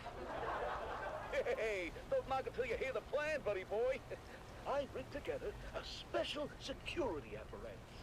Frank, my dear, you are still picking bits of your last apparatus from your arse. Don't remind me. Trust me, buddy. This one is foolproof. My best invention yet. And that is what I'm afraid of. Good morning, Depot 12. I'm here to conduct a thorough inspection of your current security initiatives. This sector is one of the worst in the Imperial Basin. You can blame the Kirab for that, Inspector. I'll decide where the blame goes, Dune Man. Now, show me your security. Very good, Inspector. Frank? Oh, that's my cue. Sorry. Automaton, awaken! What am I looking at? My new sentry automaton. I named him Gary. Too far, too far. He's scanning for intruders now. Is he? Don't worry. It's all clockwork. No Butlerian proscription broken here. Not bad.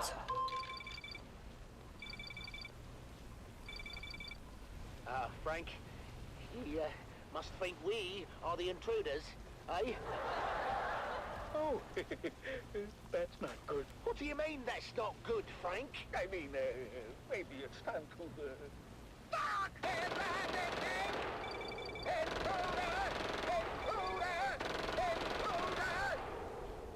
Uh-oh. Looks like we're gonna need another inspector.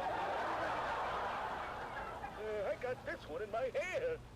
Oh, another day, another Solari.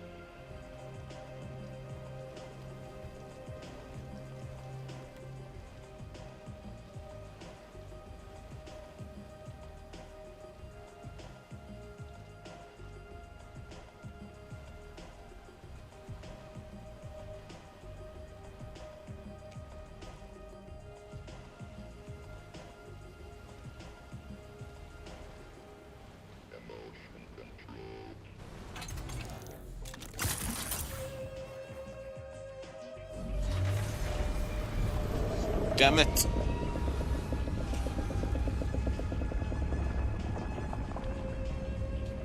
Almost.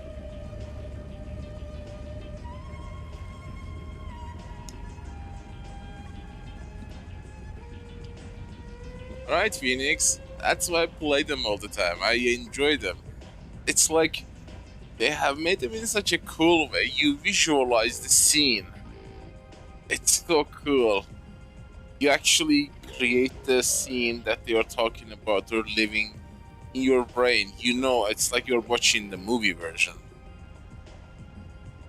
Really imaginative.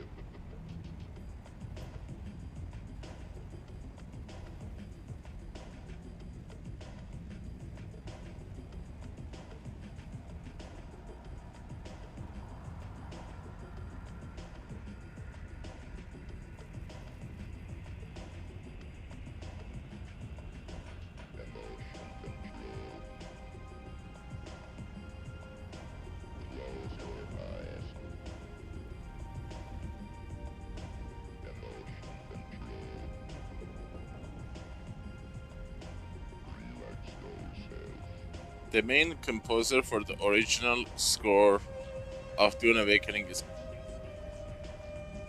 Knut Avenstrup Haugen.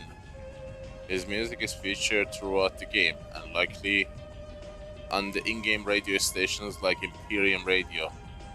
However, the radio stations also feature other content including propaganda, talk shows, and radio dramas for the various factions like the Atreides Harkonnen stations and the common people. The creators and writers for this spoken content aren't as widely credited as the main composer, but would have been part of the game's audio and narrative teams at Funcom.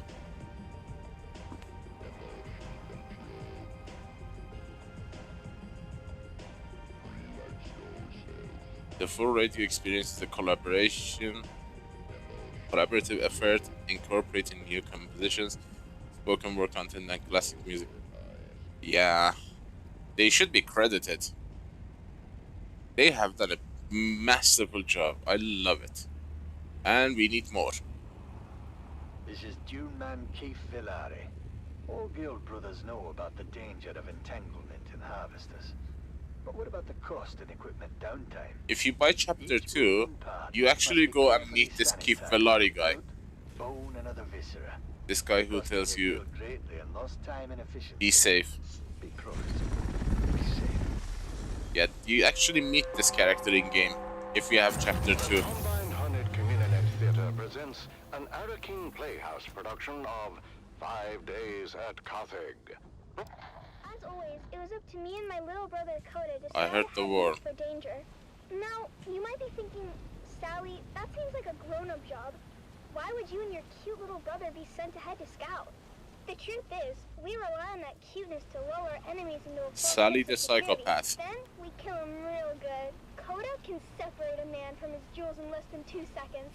I've seen him He's do scarier than Shai After Halut. a whole lot of dust and nothing, we finally came up upon the coordinates marked on our map. And what do you know? The crash ship was nowhere to be seen. Of course, Mom and Dad immediately set to arguing about it while the rest of us fanned out. You're an idiot, Finn O'Gary. Don't you dare blame my calculations on this fiasco. I should have listened to my mother and entered the sisterhood. At least then, I'd be married off to a man of consequence. You wouldn't be married to anything but a mop and bucket. Instead of kids, you'd have hallways to clean. And you know those witches got a lot of hallways. What do you know about the Bene Gesserit? You don't even know how to add. I know one thing I'd like to subtract. Hey, Mom and Dad, look what Phaedra and Bree just found. While my parents were bickering, my big sisters, Phaedra and Bree, had uncovered a hatch in the ground beneath layers of sand and scree. It took some cutting, some prying, and a whole lot of cussing, but my dad finally got the hatch to open to reveal a ladder going down. She's coming. She's coming. Dad led the way. Where is she? She's behind through me. the darkness as we descended for what seemed like an eternity. The smooth ladder shaft was marked with ancient warning signs in a language that Phaedra said was Proto-Galactic, whatever that means. Dad What's the said update? It meant that the place at the bottom It of the looks like a ladder hot was fix. a part of the old empire. Finn Jr. said they were around a really, really long time ago and sent their scientists all over the universe to very cool stuff. Dad said finding their old stuff is our family pastime. The fate of the O'Gary clan has always been tied to remnants of the old empire, whether it was back on Hagel or right here on Arrakis. Look at how we're drawn to one of their facilities without even knowing it was here. When we finally got to the bottom of the ladder, we found ourselves in a small antechamber. That's when Mom noticed a series of small, I wouldn't put it invisible past switches them. along the wall.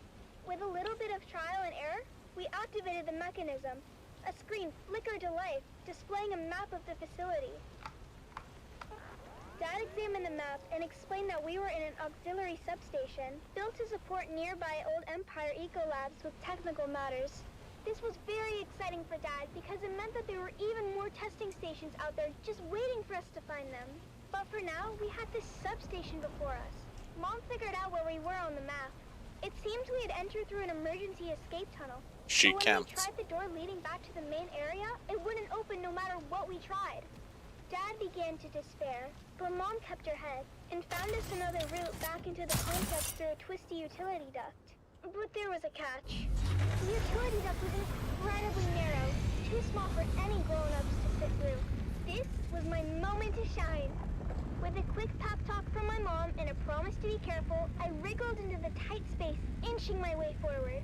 The walls closed in around me, but in true O'Gary spirit, I kept my cool, determined to reach the other side. About 30 meters in, I felt a tug on the safety rope tied around my waist. It had reached its limit. I couldn't go any further unless I disconnected it. Sally, you're at the end of the rope. You want to come back, hun? I can't turn around here. It's too tight. I'll have to disconnect and keep going. Are you sure, Sally? That's an awful risk. We won't be able to help if anything goes wrong. You didn't raise me to be a coward. What does Dad always say that Owen O'Gary is for? Is it obnoxious? I thought it was obstinate. No, you sillies. It's audacious. I'll be fine. Just keep a lookout for trouble. I unhooked the safety rope and kept pushing forward, fingers crossed that the passage would lead somewhere. The angle of the duct meant there's no turning back. If it was a dead end, I was surely a goner. But hey, what's an adventure without a little risk? I think I can see something up ahead. It's an access hatch. Ah, she's Here's coming hoping back. I can open it from inside. I made it!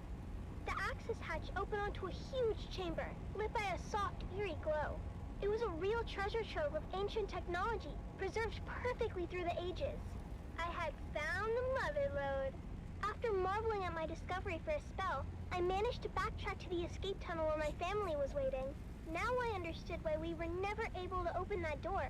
It was blocked by an ancient power loader. Fortunately, the control fob was still in place, so I was able to move that great beast away from the door. Honey, are you okay? I'm fine, Mom. Where are you going, Finn? Our daughter almost died, and you're more interested in salvage. She seems fine to me. Oh, shoot. She's spectacular. Our daughter or the power loader? Can't we be excited for both? This is a VK5000 powered work loader. The last exosuit to come off the Venhold assembly line before the company was split up into Combined Mercantile and the Fold Space Shipping Company. Do you mean... Yep. The predecessors to CHOAM and the Spacing Guild. Wow. After the excitement died down, we carefully extracted as much as we could carry, making sure to document everything for later study. It was our most successful expedition yet. Back at our shop, we spent days cataloging and cleaning our finds, preparing them for sale. And that's where you come in, dear listeners. That's right, Sally. At O'Gary's Imports, it's our Old Empire extravaganza. And you won't believe our prices. We have SD converters, we have anti-induction modules, we have turbo-tipped rams. We have That was a hard articulated fall. front doors for men and women. Come find us on the Agora Concourse of the Grand Souk in Arakeen. Because at O'Gary's Imports, if you want it, we have it. And if we don't have it, we'll get it. Thanks, Dad. Imagine the update would be the carrier storage. Sally O'Gary, signing off and reminding you to always check your six. And come back next time for another episode of the Wastelander Chronicles. That carrier storage alone would bring back at least 50% of the players who have left.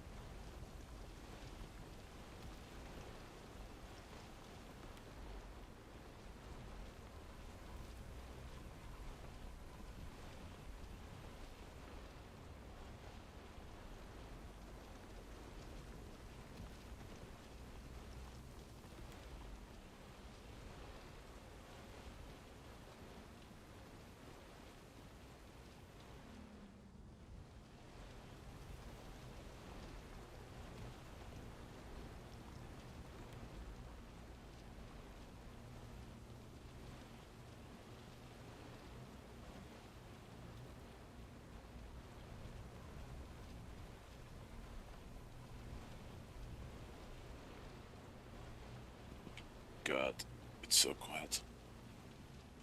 Beautiful.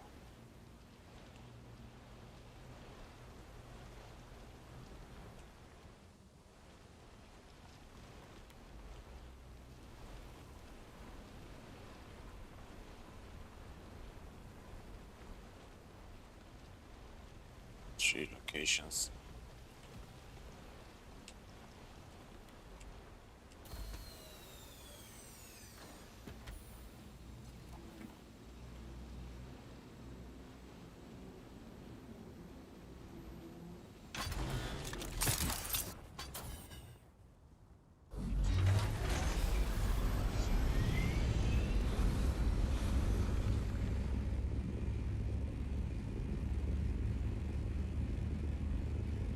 Any worm coming?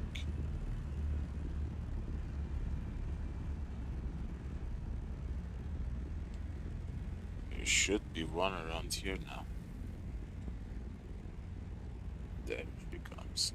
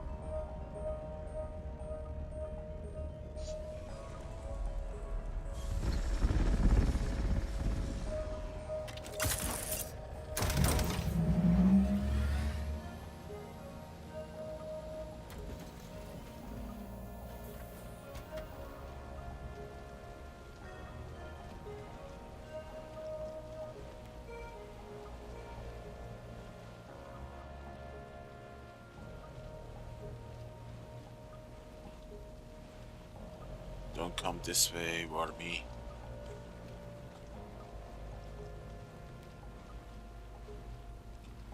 They usually come towards the vibration of the crawler after eating the ship.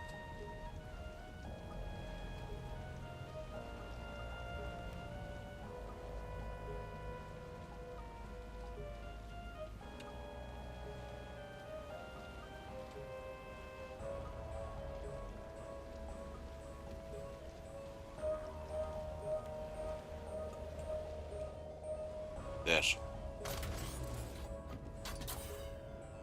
Told ya. Toja. I don't know when Worm comes close. Game lags. Look at this. I don't know if it's because of the sand effects or the worm itself as an entity.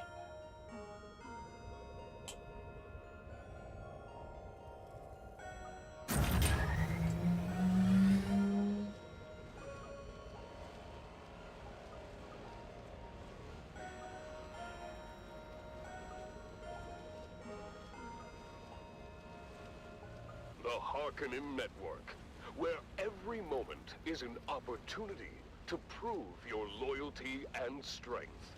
Strength through loyalty. She's circling the ring. Damn it. Welcome back, people of Arrakis, to the annual Harkonnen Family Games. The Mantrap competition continues with intense battles and unexpected turns.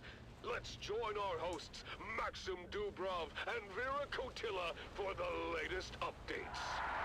Thank you and welcome back. I'm Maxim Dubrov, slave master of the labyrinth, and with me is the ever insightful biologist, Vera Kotila. Vera, we've just witnessed an incredible display of skill. Indeed, Maxim. That ferocious native of Arrakis, simply known as the Fremen, has managed to stand his ground against both the Morani twins in a fierce skirmish. Their agility was no match for his precision with the Chris knife.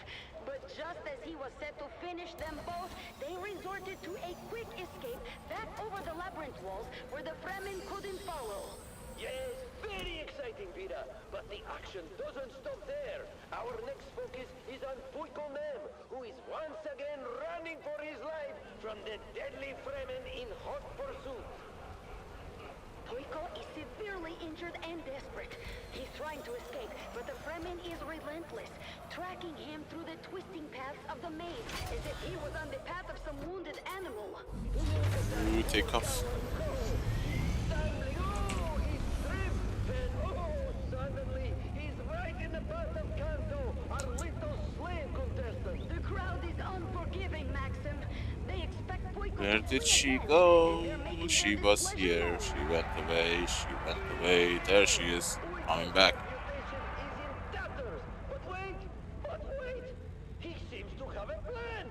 Kanto and Puiko are circling each other warily. Puiko, despite being more experienced and physically stronger, is severely wounded and, of course, known for his spinelessness. Kanto, on the other hand, seems cautious but determined. You can see the fear in Puiko's eyes. He is calculating, looking for a way out. But Kanto is not giving him any easy options. I'm not gonna lie, guys. Since the reset of the Deep Desert, Worm behaves extremely smartly. Very hard to predict it. And you would think someone after 1200 hours of gameplay would be able to predict the Worm's behavior. I'm at a loss. Can't predict the Worm movement. Opening a wall and closing another. And wow, what an unexpected turn! Now Kanto is trapped in one of the labyrinth's deadliest rooms. That's the chamber of the venomous rock lizards.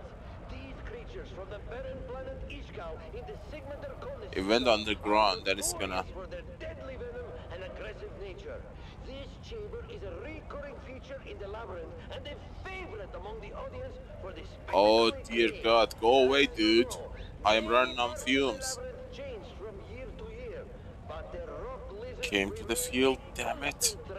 The Ishkali rock lizards are highly territorial and will attack anything that enters their domain. Their venom can paralyze a full-grown man in seconds, and they are known to swarm their prey, ripping them apart with their small but powerful jaws. Oh, poor Kanto doesn't stand a chance in there. Just a little bit here, then we are done. The rock lizards are moving. There's a little bit there too. They're known for their brutal efficiency. If it allows us to know. Watch closely, Vera. You are about to witness something He's going away. extraordinary. What's happening? The lizards, they're not attacking him. There, the lizards, they're responding to his commands.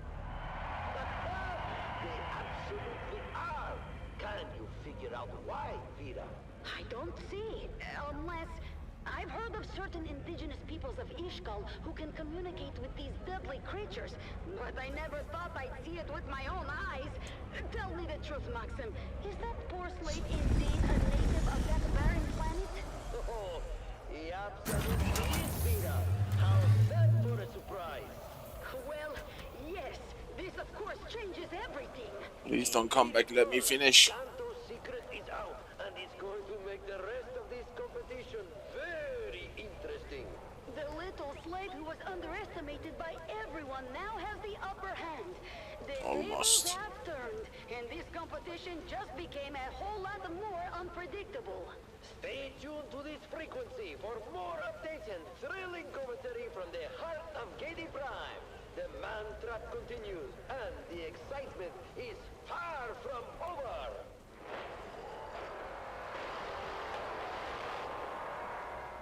Keep your ears glued to the Harkonnen channel for live updates and the most intense moments from the games. The competition is heating up, and you don't want to miss a second of the Man Trap. Wow! Wasn't that amazing? The spectacle of the Harkonnen family games unequaled throughout the galaxy. The excitement is growing as the contestants engage with the terrors of the labyrinth and each other. I don't know about you, but I, for one, just cannot wait until the next installment of the Man Trap. Let's keep the momentum going with another stirring anthem. Good God, my sandcrawler is busted.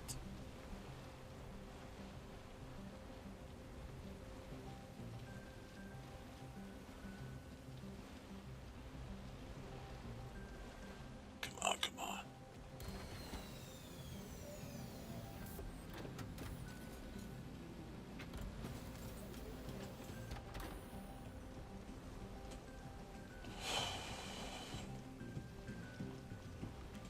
If you can fill it up here, that would be awesome.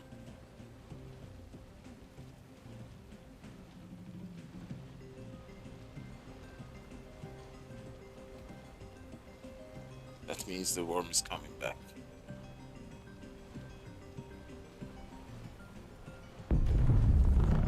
Ouch, scared.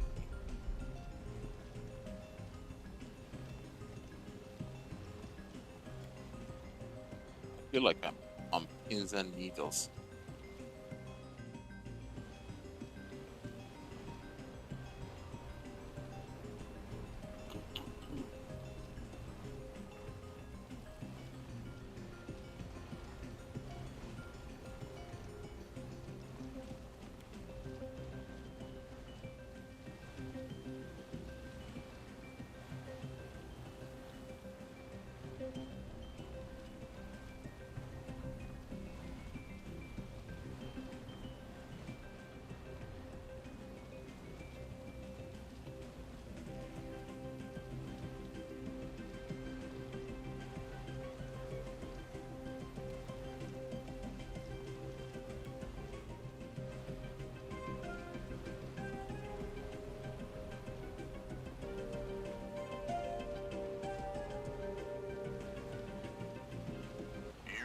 Listening to frequency 152.6, the voice of House Harkonnen. We are Arrakis. Now witness as the dark and tangled truths of House Atreides are revealed by the Convert. Greetings, Truth Seeker. I am the Convert. Once a high-ranking advisor to the Atreides regime, I have since escaped and live under the protection of our good Baron. I cannot divulge my name out of fear for my dear ones still trapped in House Atreides. I am not here to tell you what to think. I only offer you questions, keys that you might use to unlock your own truth. Today's question: what is the price of loyalty? Consider the loyal soldiers of House Atreides. They fight, they die, they sacrifice everything for their Dune. But what do they gain in return? A pattern of command, a word of praise, a posthumous medal that does nothing to comfort their grieving father. countless lives spent in the name of a house that promises glory, but delivers only Locomotion. What is the true cost of such loyalty? Is that the engine? How many families must be torn apart? How many futures shattered before one realizes the futility of blind allegiance? Ask yourself, dear listener, what does the Duke truly value? Is it the lives of his soldiers? Or the power he wields through their obedience? Why does he send them to die on distant sands, fighting battles that serve only to consolidate his own power? Now reflect on the lives of the Harkonnen soldiers. They too fight and die, but they do so with the understanding of their role in a grander scheme. They are not deceived by false promises of glory, but are part of a machine that rewards strength and cunning. Dear listener, ponder this. Is it better to live as a pawn in a game of deception, or to fight knowing the true nature of the beast you serve? What is the true cost of loyalty, and who truly benefits from it? Follow these questions to their ultimate conclusion, dear listener, and you will just find your truth.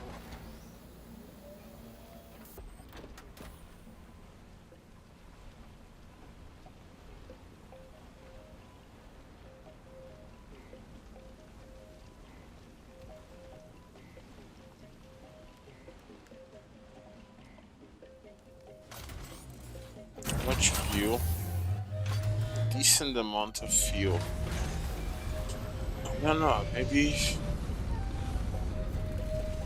it would be wiser to go for that medium.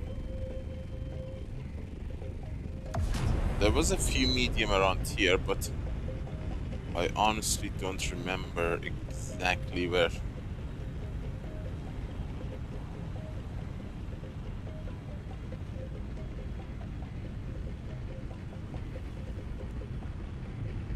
There she is. Medium. Well,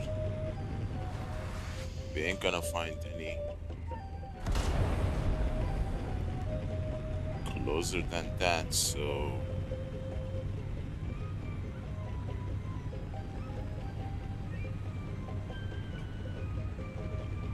that hopefully will fill us up.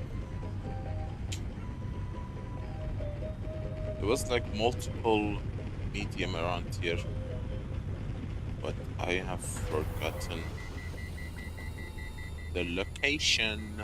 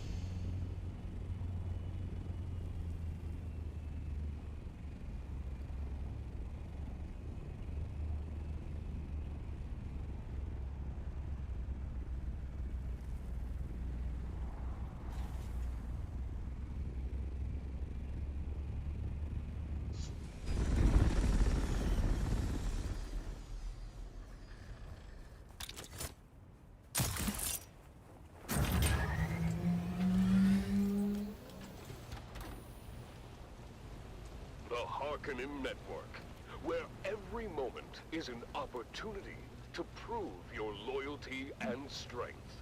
Strength through loyalty.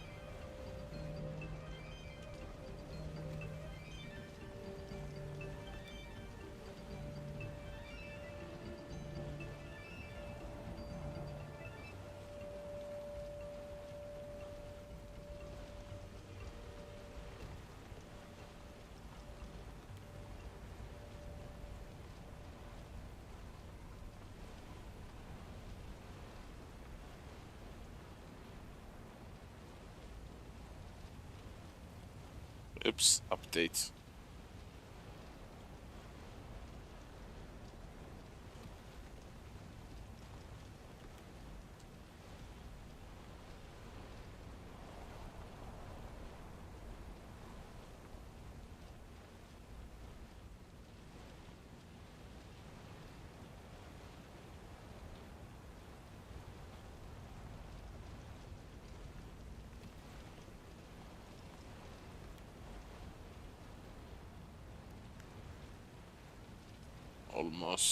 Almost.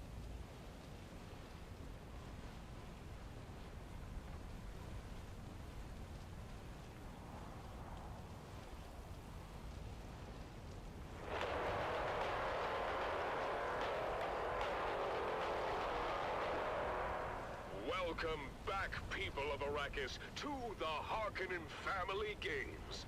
The Mantrap competition continues with fierce battles and unexpected twists. Here Let's comes start the with worm. a quick recap of our fallen contestants and those still in the game. I'm Maxim Dubrow, Brave Master of the Labyrinth, and with me is the ever-insightful biologist, Vida Kotila. Vida, let's go over who we've lost and who remains. Certainly, Maxim. So far, we have lost Hollow Tom, Amado Delfin, and most recently, Kalen Sheep. The remaining contestants are the Fremen, Funcom, the slave called Kanto, who just surprised everyone by taking control of the rock lizards from his native planet of Ishkal, of course, the twins Morani, and the enigmatic Grey Lady. That's right, Vida. The Grey Lady remains a mystery. She is the only contestant who hasn't been in a direct confrontation yet. Do you There. think her supposed witchcraft helping us avoid danger? It's possible, Maxim. We are still alive. Ability to navigate the labyrinth That's an achievement in and of itself. is certainly impressive. The Fremen, meanwhile, has just scared away the twins Morani, but now faces a new challenge. Yes, to proceed, the Fremen must cross the bottomless chasm where Kalen Sheep previously fell. This is no easy task, even for a skilled warrior like him. Funcom has managed to buy himself some time by altering the walls of the labyrinth, keeping himself temporarily out of danger. But his cowardice is becoming ever more apparent. And then there's Kanto, moving through the labyrinth with his pack of rock lizards. He's truly a force to be reckoned with. Indeed, Maxim. But now, something unexpected is happening. Look, up from the chasm, someone is climbing. Unbelievable! It's Kalen Sheep! She must have survived the fall and fought her way back up! What incredible determination! She's badly injured, but she's not giving up. She's coming up behind the Fremen, who's balancing on those narrow pillars to cross the chasm. She's attacking him! But look at the Fremen's reflexes! He ducks, spins, and... He's done it! The Fremen has reacted with almost supernatural speed, turning and impaling Sheep with his crysknife. This time, she's truly dead. An impressive display from the Fremen. Sheep is out of the game for good now. But look, Maxim, a new passage is opening unexpectedly. And who's this? Funcom is coming face to face with the Grey Lady. What a turn of events! Funcom, already wounded and desperate, now stands against the inscrutable Grey Lady. How will this confrontation end? We'll have to wait until the next episode to find out. Stay tuned, people of Arrakis, for more thrilling updates and commentary from the heart of Gadi Prime.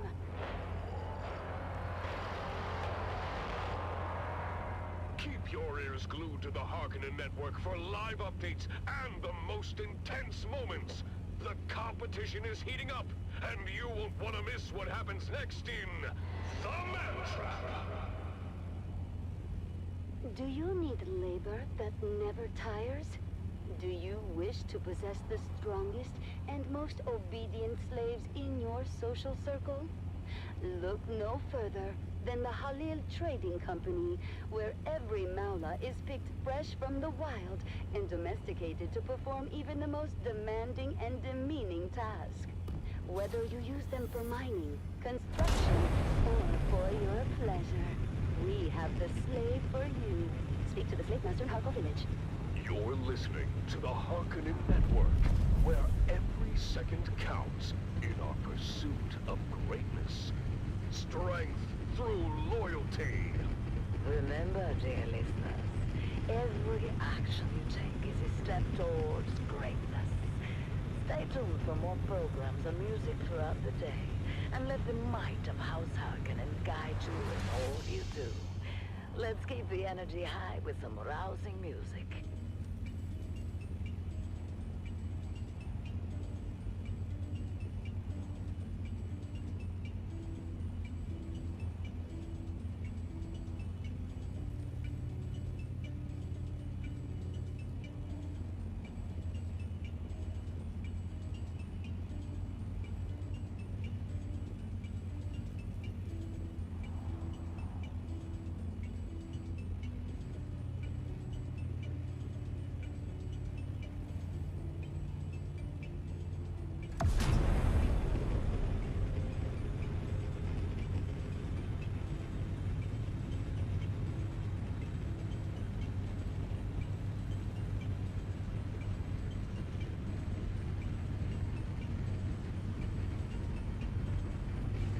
Okay, now we can build the base.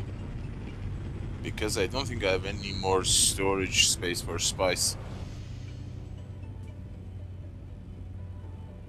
Spice storage.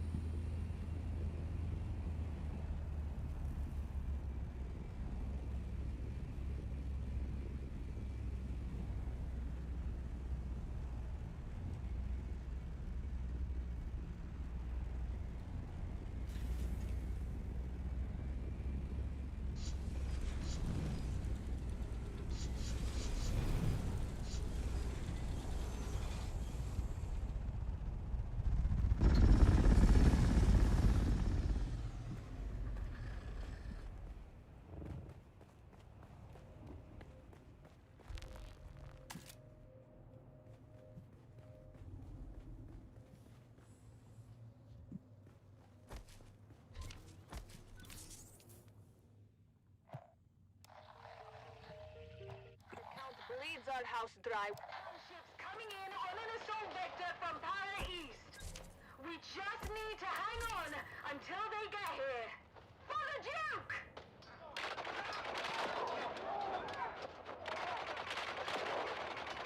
In the thick of the battle, Terran continues to defend the front gate.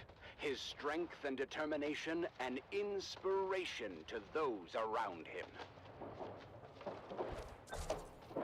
Trying to break through the old-fashioned way. Lyra's precision fire thins the ranks of the oncoming enemy as Amon is redeployed to the battlement.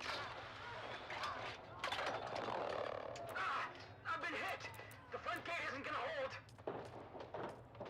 What the hell? Terran finds himself in a perilous situation. He is injured, and the position he holds is about to be overrun by the enemy. Lyra, from her vantage point, sees Terran's predicament and desperately tries to provide cover fire. Hold on, Trooper. I'm trying to cover you. Oh, this just took down memory. But then, just as hope seems lost, Amon streaks, Suspensor-born, across the sky and fights his way to his fellow young guardian. Come on, Terran, let's move! It's too late. The gate won't hold.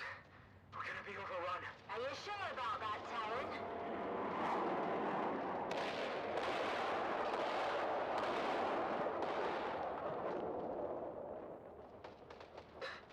So much for the Hark front line. That's it. They're falling back. And they're broken. the smoke clears, the casualties on both sides are many. But in the end, the Harkonnen forces are repelled, and the defenders of Helios Gate stand tall. But at what cost? You've done your Duke proud this day, troopers. Helios Gate stands because of your bravery. We did it. We really did it. 23 confirmed kills. I'm told that's a fortress record for newbies. And this is just the beginning. Now they know what we're capable of. For House Atreides, and for each other, we'll face all comers together. And so, the siege of Helios Gate comes to an end, marking the first of many trials our young Guardians will face. Their journey of honor and courage has truly begun. Join us next time on The Young Guardians as our heroes continue their journey, facing new challenges How many as they have you uphold put in the them? legacy of House Atreides. Hell no. Until then, remember, honor and loyalty are the true marks of a warrior.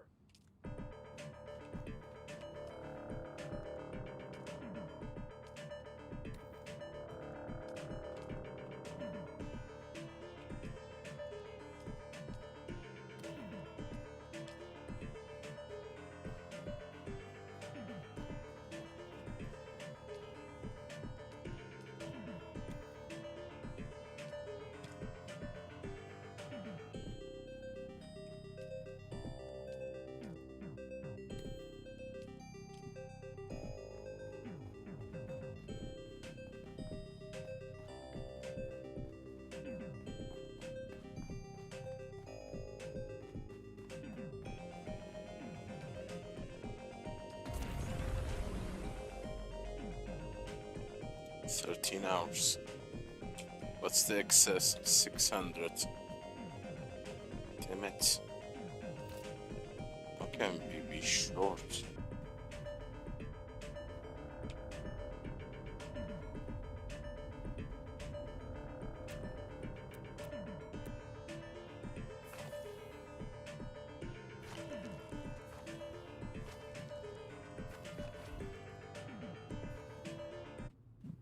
This is Tolliver Cam, your faithful Communinet crier, spreading the word of the Duke and reminding you it will get better.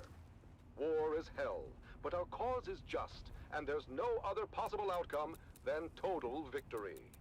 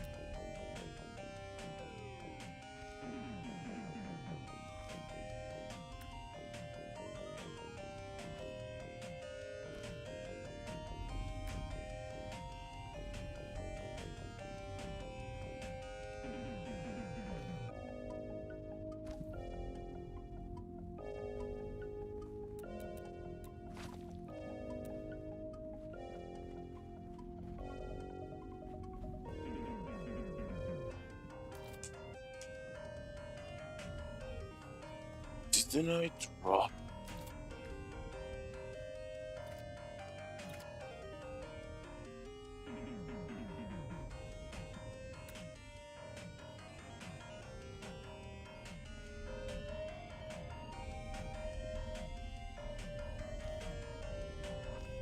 Into the jaws of death. One more June. One more June. One more June onward.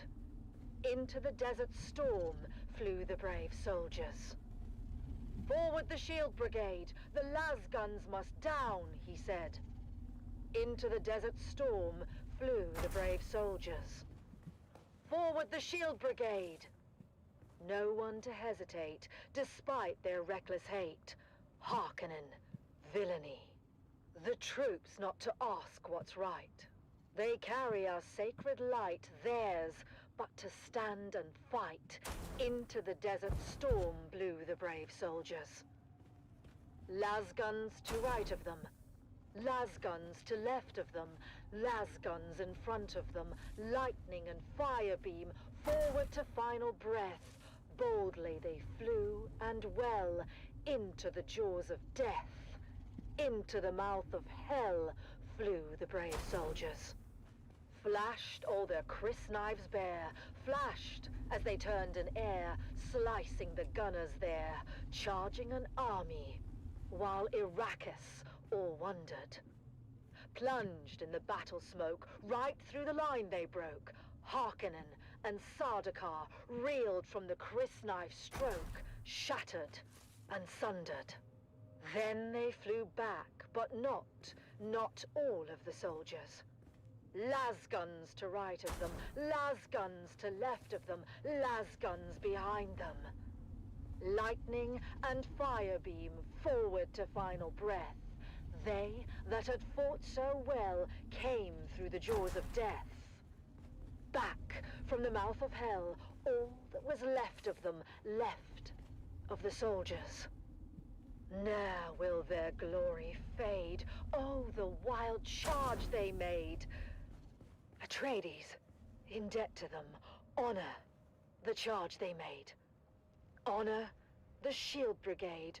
Oh, noble soldiers.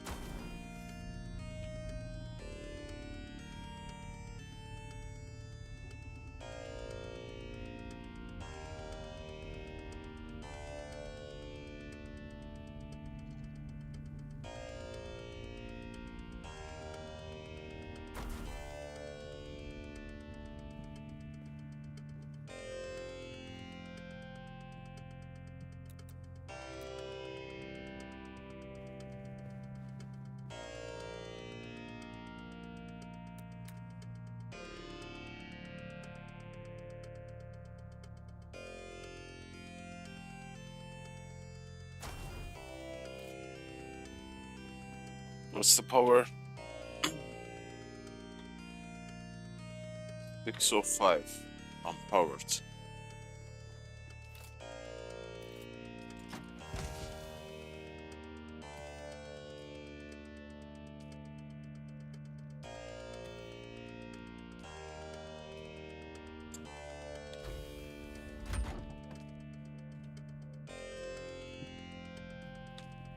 $1,600.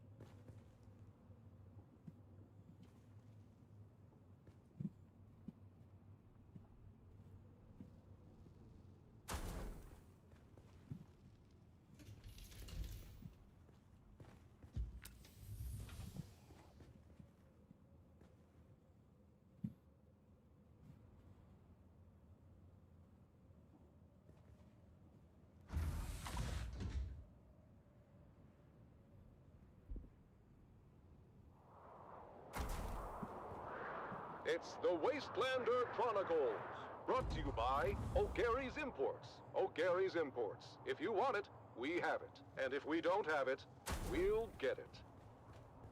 Join us now as we journey to the blistering sands of Arrakis, where we follow the adventures of the O'Gary clan, a pioneering family of salvage experts, as they scour war-torn battlefields and crash sites to discover their next great haul. Start the filter. Hey there, everyone! Welcome back to the Wastelander Chronicles. I'm your Badlands Scout, Sally O'Gary, back with another wild adventure from 6 days. the Wastelander Chronicles. Today's story 6 is a days. real nail-biter. We were out in the Haga Basin, tracking an 5 all-horse day, trader 19 when hours. we had the most incredible and terrifying encounter. Let me tell you all about it. We were cruising along in Clovis, our trusty 68 Shom Landmaster. It was supposed to be a routine trip, nothing special. But then, out of nowhere, a rock slide showered down from above and blocked our way. And when the sand and dust settled, we were surrounded. Over a dozen of the fearsome desert warriors, known as the Fremen, materialized from the gloom. At least we thought they were Fremen, but their faces were hidden behind weird iron helmets. But Fremen or no, these guys were all business. The one with the biggest helmet stepped forward. He seemed to be in charge and didn't waste any time accusing us of trespassing on Masquerade territory. Masquerade? I've heard of these clowns. Maybe not a good time for name-calling, hon. We tried to explain that we were just friendly explorers, but they weren't having any of it.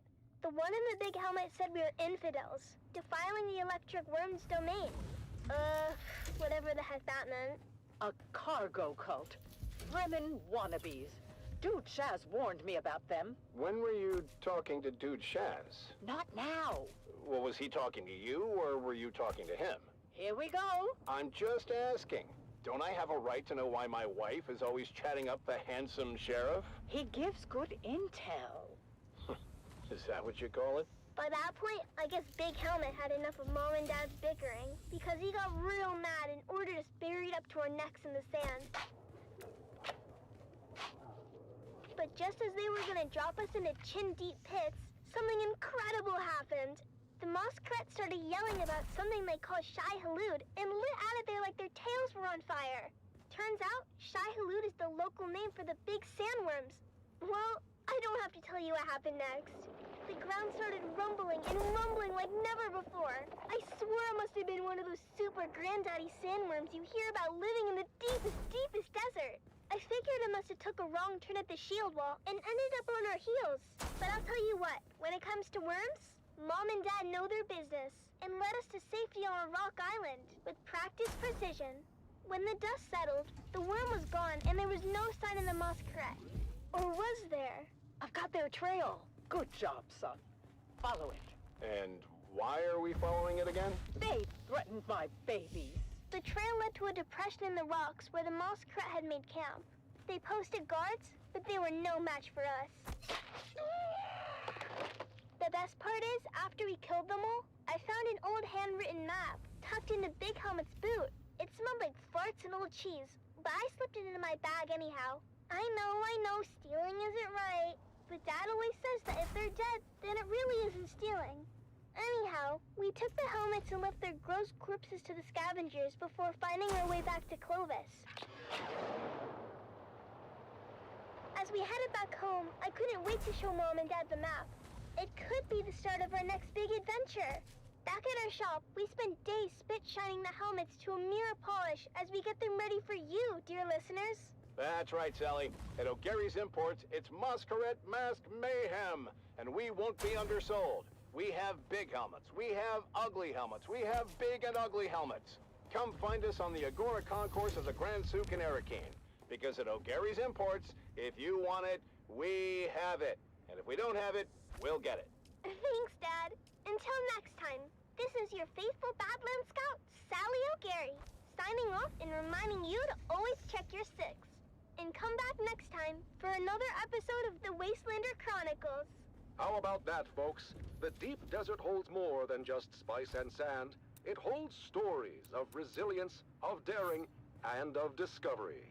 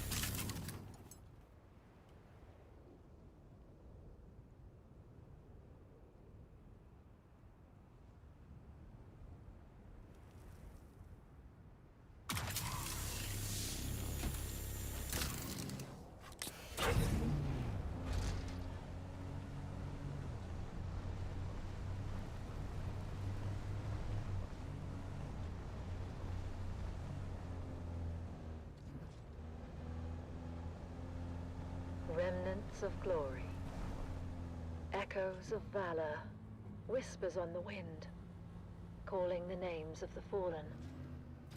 Brave souls, now but shadows in the dunes.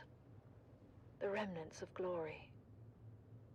Desert silence, broken by memory. Sand beneath our feet, shifting with each sacrifice. Lives given to the cause. The remnants of glory. Era of valor, of gallant deeds, echoes in the annals of history. History, written in blood and sweat. The remnants of glory. In the silence, we remember names and faces faded. Faded but not forgotten, their legacy a flame undying.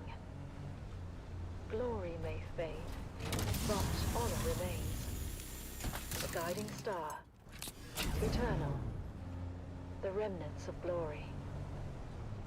In the stillness, whispers linger, ghosts of battles fought. Won or lost, but not forgotten, their echoes. Echoes of valor.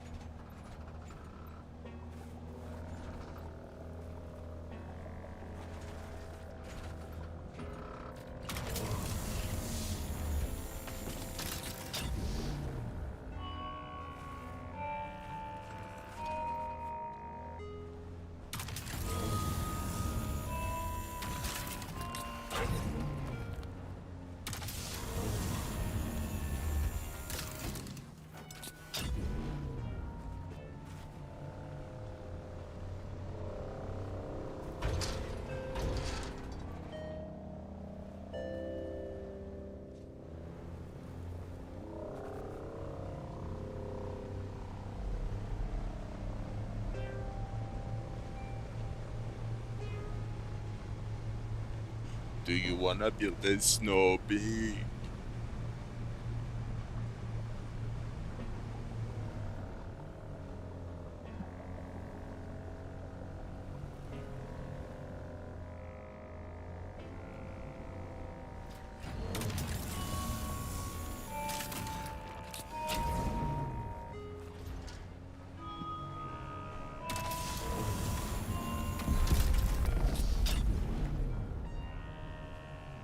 Welcome, noble listeners of House Atreides, to another poignant episode of Through Their Eyes. Today, we bring you the story of Sergeant Creel, a decorated member of the 2nd Deep Desert Expeditionary Force who has faced the horrors of war firsthand. As we delve into his experiences, we honor the bravery and sacrifices of our troops. Sergeant Creel, thank you for joining us today. Can you start by telling us about your involvement in the operation at Dejum Wadi? Of course, we're operational in the deep desert, so scouting came back with reports of a Hark emplacement at Dejum Wadi. Well, that was a serious provocation. What happened at Dejum Wadi? Like I said, we own the deep desert, so when word got back to us of a Harkonnen bastion being raised, our commanders knew what to do. 7 different cohorts, including the 5th Mesa Infantry and Gurney Zone, were simultaneously deployed in coordinated attack. The whole operation was brutal. The Hark defenders much more vicious than we were used to. And yet, you and your fellow soldiers managed to execute the mission with surgical precision. Can you share a specific moment from that operation that stands out in your memory? No. There's this one moment, I guess. The Hark bastion was still I like this place. We'd taken on a group of engineers. A lot of goodies here. We were spotted by a fortified lasgun position from the finished part of the bastion. Massive island full of God knows what. I need to scan it. Somehow, we managed to get behind them through the half-built works. I remember crawling through the blood-stained sand and rubble.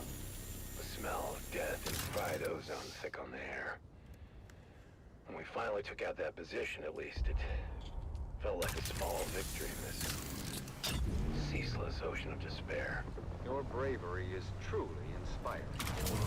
As the operation continued, what kept you and your fellow soldiers going? Duty, money, honor, gold. The things they drill into you from day one. The example set by the fearless men of Gurney's own. But honestly, in the end, it's all about the man next to you. It's him you fight for. To keep him alive. It wasn't about grand ideals anymore. Oh, his career is fallen. Career is fallen. How did the principles of That career is not being rendered properly. Extreme conditions of battle. Canley? That's for fancy folks with sashes and pressed uniforms. For us, the reality of war changes people.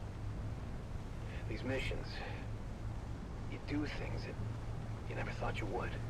I remember one night, after we took out a Hark listening station, seeing my comrades picking through the carnage off of Harkonnen survivors. They seemed different somehow. As if the brutality of the war had drained all humanity out of them. I even remember... Sergeant Creel, it's clear that the emotional toll is heavy. Perhaps we can focus more on the moments of camaraderie and hope that you experienced during these dark times. The what? Well, yeah, I mean, there are moments, sure, but... like between missions, people share stories, laugh about the little things. Anything to keep the darkness at bay. But those moments are fleeting. The reality of what we have to do is always there, lurking in the background. And during the shield wall operation, what was the state of your unit at that point? It was pretty chaotic. At that point, we were exhausted, just barely holding on. More than half the unit was replacements by then. Young, inexperienced kids, really. Just hanging on by the skin of their teeth. And the Harkonnens had good intel. They somehow knew about most of our operations beforehand. I lost more friends in those days than I can count. And we were just trying to stay alive, you know? I'm gonna write it on Atreides' grave. Harkonnens had good intel. What's the point of it all? Sergeant Creel, I'm sure at least you find some solace in knowing that your courage and sacrifice will never be forgotten. Can you share with us the impact your involvement in these operations has had on you personally? I mostly just remember the faces, the screams, the loss. I mean, I try to recall the good we did, the successes and the victories, but It's hard. So damn hard. Your service and dedication to House Atreides are deeply appreciated. We thank you for sharing your story with us. Yeah, thank you. I just hope it was worth it. And that concludes our interview with Sergeant Creel. His story is a stark reminder of the sacrifices made by our brave special forces. Let us honor their sacrifices and strive for a future where this can finally end and the Harkonnens are eradicated from all of Arrakis. You have listened to another episode of Through Their Eyes, first-hand accounts from the front lines, presented by your host, Redondo Monroe.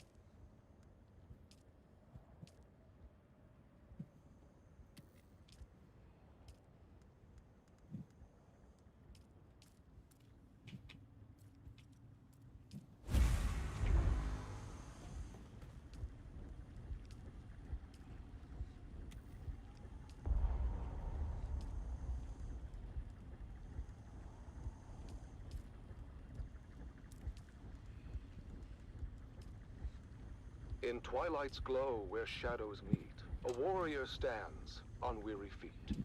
His sword, once bright, now dulled with strife, reflects the toll of countless lives.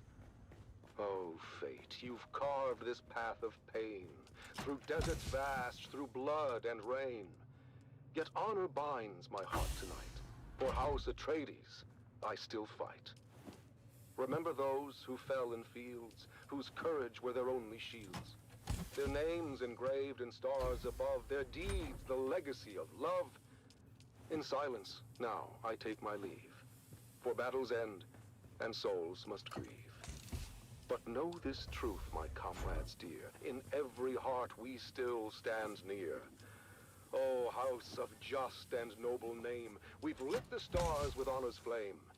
And though my journey's end is near, House Atreides, shed no tear.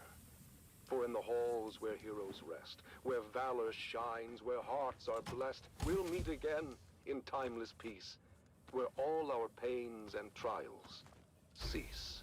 In twilight's glow where shadows meet, a warrior stands on weary feet.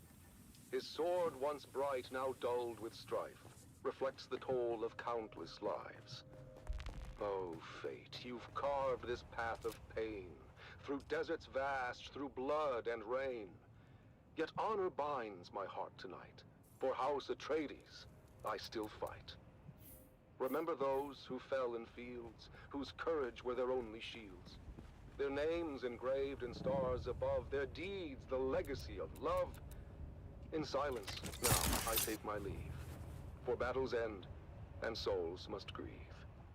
But know this truth, my comrades dear, in every heart we still stand near. O house of just and noble name, we've lit the stars with honor's flame. And though my journey's end is near, House Atreides, shed no tear. Oops. For in the halls where heroes rest, where valor shines, where hearts are blessed, we'll meet again in timeless peace, where all our pains and trials cease. Powerful words that remind us of the courage and resolve that lives in every Atreides heart.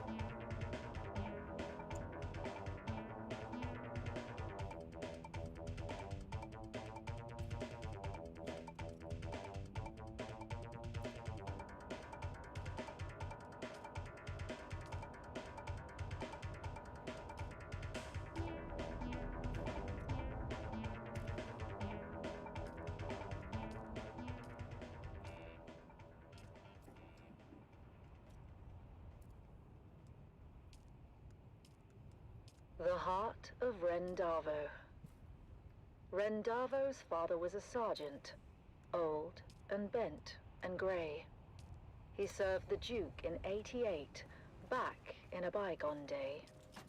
He lived out in the desert and scraped his meager fare, with children 9 around him and Ren, the youngest there.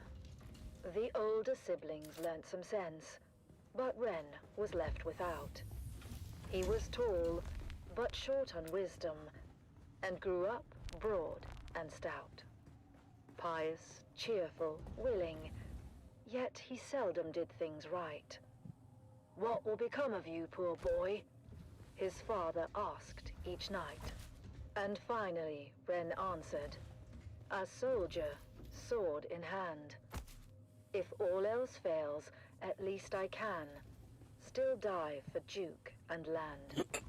Ren packed Yeah, I his did. bag and went to join the brave Atreides troop. It's a Strong perfect and design. fit, and healthy too. With no He was welcomed in the group. stacking unit. But when he had to master Now I drills can build and the extra learn layer. skills of war, the sergeant screamed Don't and want laughed, to make the same and mistake laughed and screamed again. still more. For when ordered to turn left, Ren would quickly turn to right, and told to shoulder arms instead, he charged with all his might. Is this 2 floor Rendavo's or drills 3? and troubles became I think a we well-known can build tale. here, and that Even would be famous Duncan 2 Idaho floor. with at his travail. And when at last Ren's unit was ordered off to war, the officers debated, was he suited for that chore? But Ren just let them argue. He stood there, broad and straight. "If with the others I can't go, I'll go alone. Just wait." He took his sword and backpack and marched out with the rest. At camp he was their servant, fulfilling each request. But when the battles raged, he was ordered to stand back. He didn't understand when to take cover or attack. Duncan Idaho was on the run, Harkonnens in his tracks. He passed Rendavo's unit, shouting, "Boys, you watch our backs. Don't let the devils through the gorge, or all of us are lost." Guard it until we regroup. Keep it safe at any cost. A small detachment, made up but of barely 20 men, got there in time to make their stand. Along with them came Ren. The Harkonnen fell on them hard, their lasguns raining death. And 7 brave Atreides men gave up their costly breath. The same disastrous fate would soon befall all those who'd stay. So when ordered to retreat, they all retreated straight away. All but one, who stayed to fight and charged the foes instead. Ren couldn't get the notion of flight through his stubborn head. He just stood there, broad and strong, and ready now to teach a lesson to each Harkonnen who came within his reach. At the choke point in the gully, they all each took a turn, but without lasgun cover. Yeah, you too, One buddy, by you one, too. were forced to learn. They charged at Ren, but each who came was fought and bested all the same. None could beat him at this game, for Atreides' honor, house, and name. Duncan Idaho had rallied all the troops that still were hale. He shouted, "Hold out, my brave lad, we're coming, do not fail." He told all who would hear him, watch a true Atreides fight. Hurry, boys, come to his aid, he has saved us all tonight. Against that fearsome counterstrike, no Harkonnen could hold. They faltered, failed, and turned their backs, a rare sight to behold. Their faces pale, their weapons dropped behind them as they ran. And Duncan looked around and asked, "Where is that fearless man? He who held the gully until we could all return, that hero of the desert. His name I must needs learn." "He has fallen," I must said the needs sergeant, learn. his head What bowed kind of a down in sentence is shame. that? He lies there I dead and upon the needs. sand. Rendavo was his name. "I remember him," said Idaho. Limit. Of Ren, who'd seemed to rest, 2, but for the 4, blood that 6, stained the 8, shirt 10, 11. across his mighty chest. 11. That lasgun knew just where to strike, as plainly you can see. Said Idaho to those around, yes, it knew more than we. It shunned his brow. 'Twas weak and poor, that much all of us knew. But found instead what better was his heart, forever true. The word spread quick among all those who had survived the fight. And every soldier did agree Duncan Idaho was right. Rendavo was no thinker, his mind slow, truth be told. His head, they said, was thick as wood, but his heart was made of gold.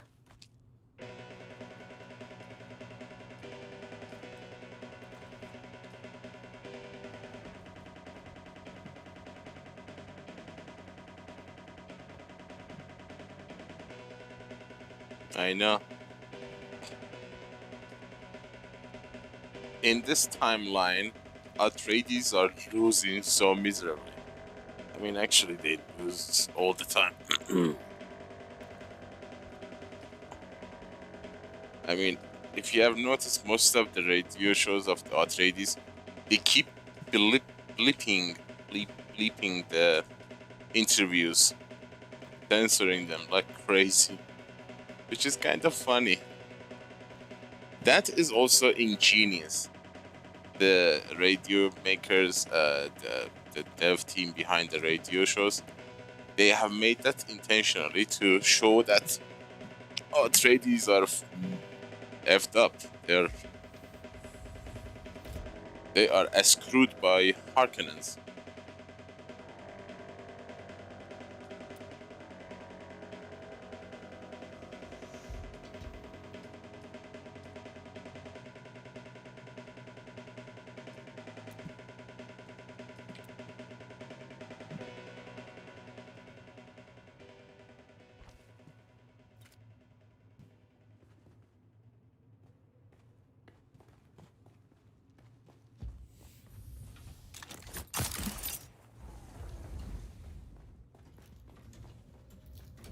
Stacking unit, where are you? Stacking unit, where are you? Stacking unit, where are you? My heart is beating, where are you? Do, no power, do, no power, do, do, do, do, do, do, do, do,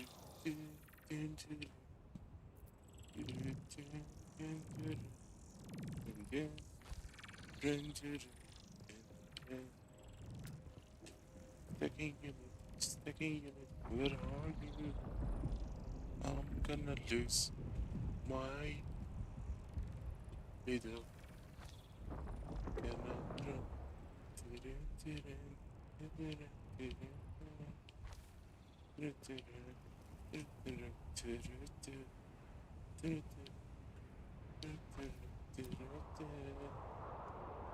It's the Wastelander Chronicles, brought to you by O'Gary's Imports. O'Gary's Imports. If you want it, we have it. And if we don't have it, we'll get it. Join us now as we journey to the blistering sands of Arrakis, where we follow the adventures of the O'Gary clan, a pioneering family of salvage experts, as they scour war-torn battlefields and crash sites to discover their next great haul. Hey there, everyone! Welcome back to the Wastelander Chronicles. I'm your Badlands Scout, Sally O'Gary, back with another wild adventure. After that scary encounter with the Masquerade, we got our hands on that super mysterious map. Dad was all over it, trying to figure out where it led. Normally, he would take it over to his Mentat friend at the Seleucid Bowl. I used to think Master Chim was scary when I was little. The way he got that faraway look in his eye when he did his computing. Master Chim would have taken one look, and before you got a word out, he'd have done a sector-by-sector comparison of the map with known topography. But in this case, Dad didn't want anyone knowing the secrets of the map before he did. I'll figure it out myself. Mom said he was being a paranoid old fool, but what should have taken 30 seconds took 2 days. And don't you know it, 2 days later, we found ourselves piling into Clovis, our 68th homeland master, and set a course for the Haga Basin. Once we were underway, Dad unfolded the map and pointed to a marking that looked like an angry beetle. This is our destination, kids. Remember that old Empire facility we found a few weeks back? It was a maintenance facility. You know, a bunch of tool pushers they kept around to fix stuff for the eggheads. I guess a scientist can tell you how much a pound of worm shit weighs, but put them all together in a room and they still can't turn a screw to save their lives. Anyhow, in the documentation we recovered, we found an inventory roll listing some of the other testing stations by number and field of study. Testing Station 29 studied plants, while 36 studied weather. Station 91, though, they studied bugs. Just like this ugly little sucker we're headed towards. Boy, was that journey rough. Mom said it was a bad time of year to be traveling, and the sandstorms were relentless. Visibility was almost nothing, and sometimes my little brother Koda and I had to get out and walk ahead of Clovis to make sure we didn't drive off a cliff. Eventually, we arrived at the sector indicated on the map, and we hid Clovis away, where she would How be much safe. power? On. Oh my god. As usual, Kodo and I took the point and went ahead of our group. I won't lie, every step of that mission was a chafing nightmare. Before we left Clovis, I made the harebrained decision to break in a handed-down steel suit that didn't fit right. I was in rare form and fit for time when we finally came upon the massive portal in the rocks. By then, we'd been to enough of these old testing stations to know when we saw it. The oversized doors were slightly open, but peering in, we could only see darkness. Koda was immediately apprehensive. Reading a lot of foot traffic, Sally. I'm not sure how lost this old testing station really is. Of course, that's when Dad and the rest of the family arrived. I knew it!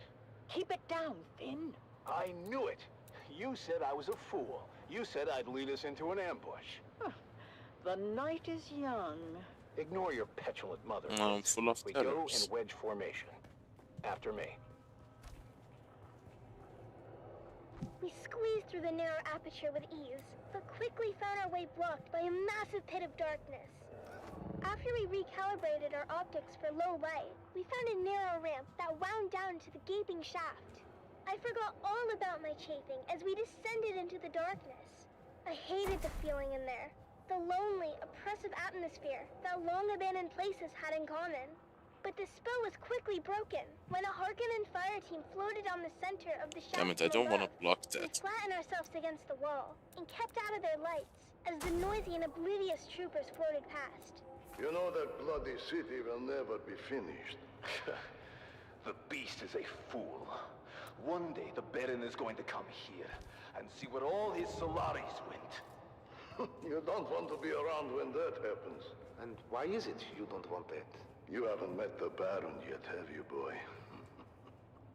Damn it, Finn! This isn't a testing station. It's a Harkonnen base. Can it be both? I told you the night was young. So, what do we do now?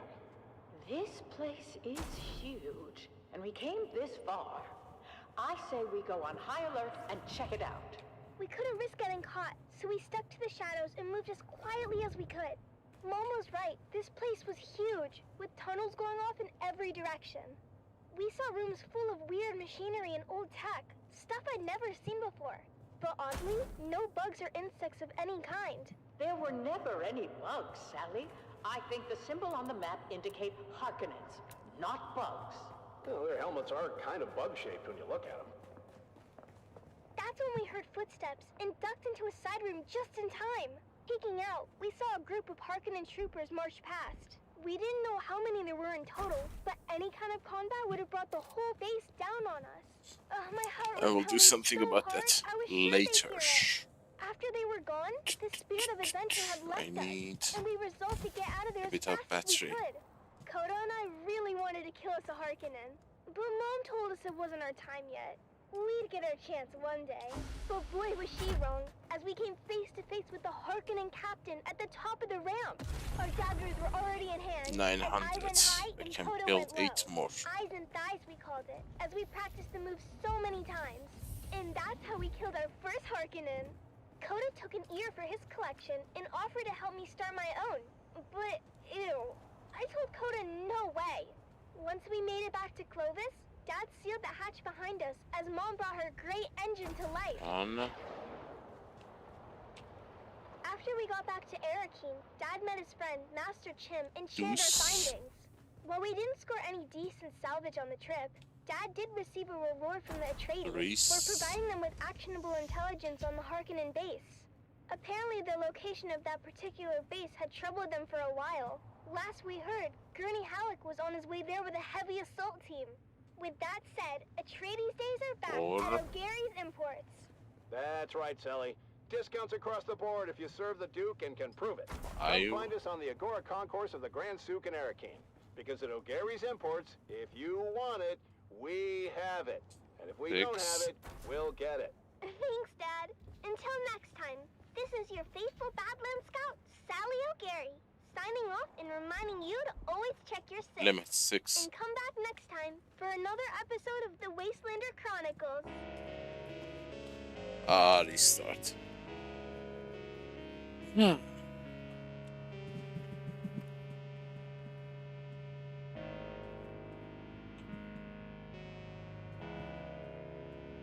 Save and sound, I guess.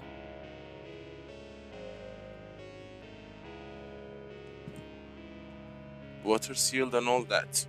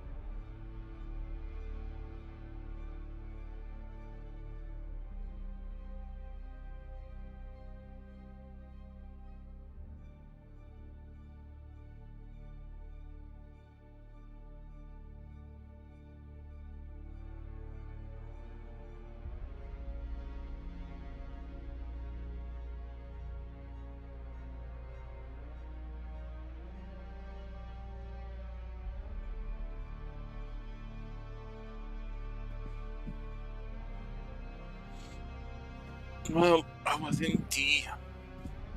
what's it called?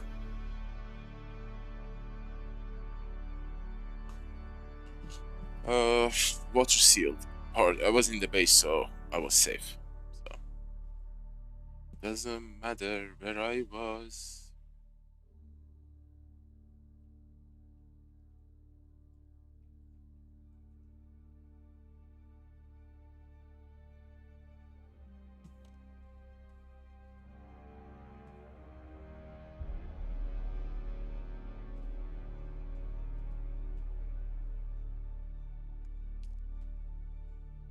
Game update 1 hour. Your game outdated.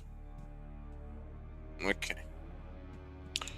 Now, I guess it would be the perfect time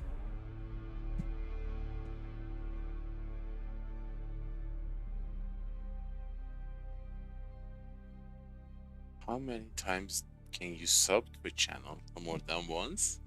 I don't thank you. Is it long? 3 hours.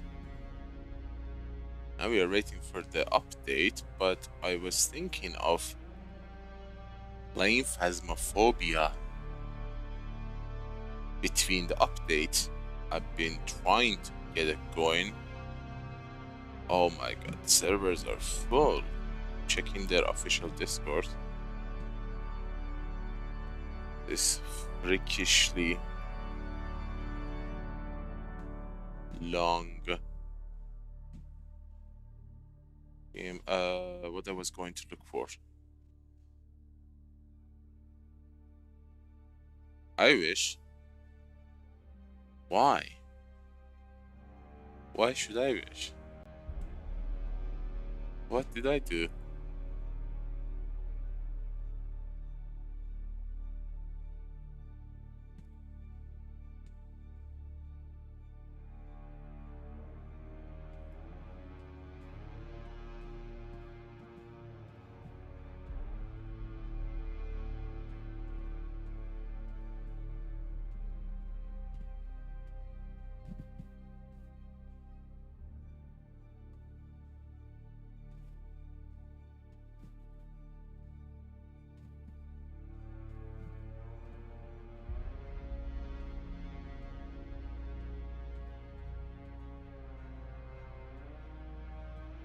Ah. Oh well.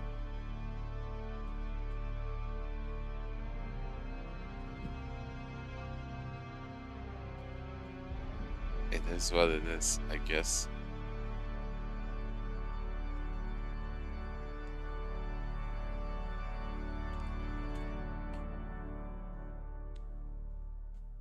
Bobby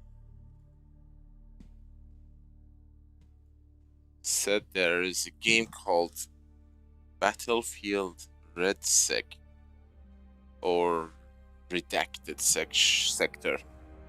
Apparently, it's a free-to-play Battlefield 6 or something, which is interesting. But the funny thing is, I noticed neither Battlefield 6 nor any Battlefield-related title are being made by DICE anymore. They are being made by something called Battlefield Studios. What happened to DICE?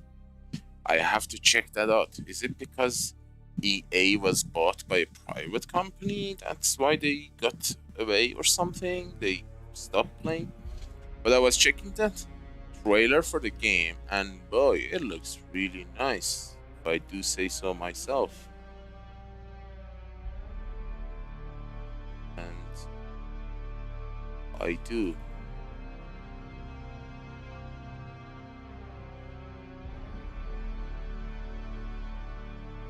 Let's check it out together. It's a short 2-minute trailer.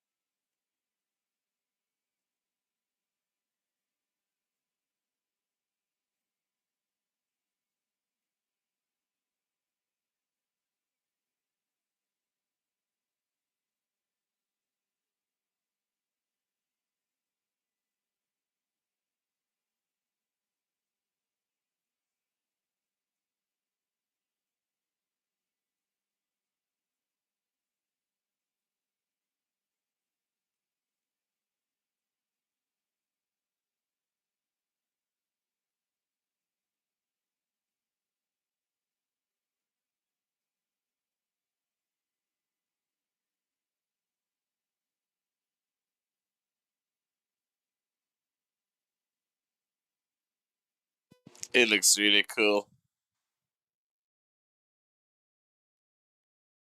Not gonna lie, that looks really nice. But not a big fan of Battle Royale. Damn, that frame rate. That smooth 100 plus frame per second. Oh my god. I don't think I can ever see that frame rate without upgrading my PC.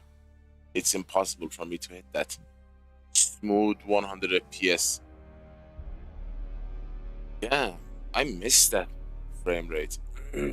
I'm playing at PlayStation 4 30 frames per second.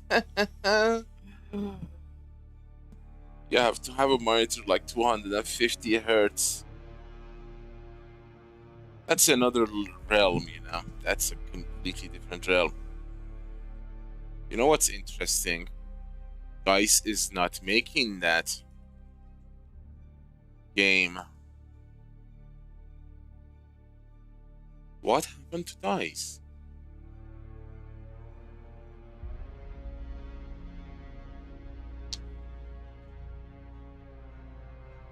You know when Battlefield was great? Battlefield was great on, you know,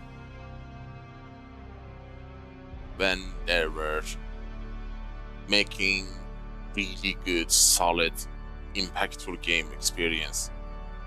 Which if I remember correctly, the last time I played something like that was Battlefield 3. And when was the release date? When was the release date for Battlefield 3?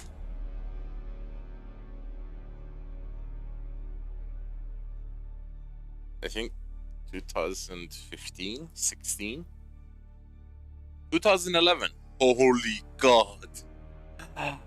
Oh my god. Battlefield 3 was in 2011, 13, 14 years ago.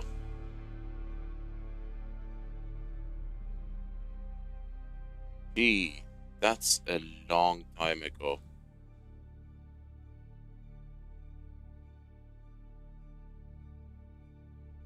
And they haven't been able to make any cool Battlefield since then. Not even Battlefield 4 managed to be as good as Battlefield 3. Let me share a mission from that. Amazing game. There's a specific mission in that game that was so good. Check it out. Hawkins, we just got raised to Alert 1. Plans have changed. We're launching now. CAG says we're special today. We're not on station for some Whiskey Delta ground support. Dask is going to fill us in airborne, but we are flying a strike mission over Tehran into Mehrabad Airport. Eland has sat images. They think they know where al-Bashir is. So, get your fangs out, Hawkins. We're hunting big game today.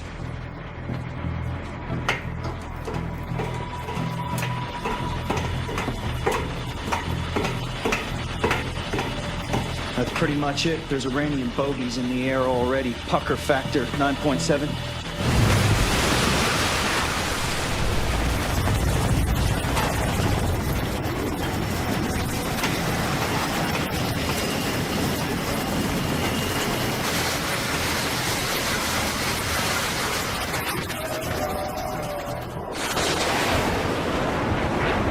Farouk al-Bashir is about to have a really bad day.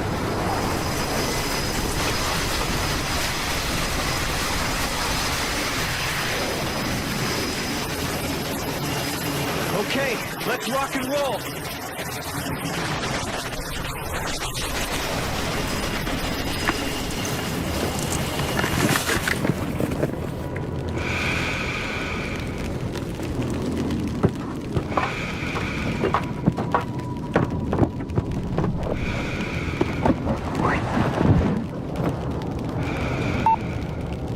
Move the lid, will you?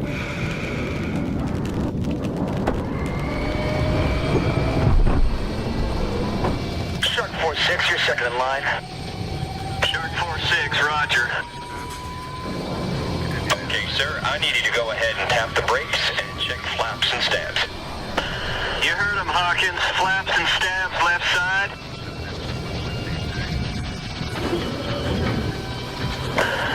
Okay, good. How are we on right side? System check weapons. Initiate HMD visor.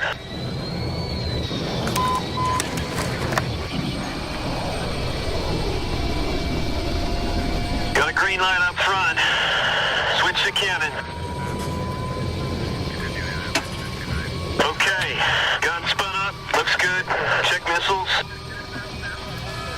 Missile system tracking. Arm and check flares. Alright. Weapons and countermeasures good to go. Have good ends, good highs, good lows. No outlets. Ready in the back. Here we go. Putting tension on. Let's do this.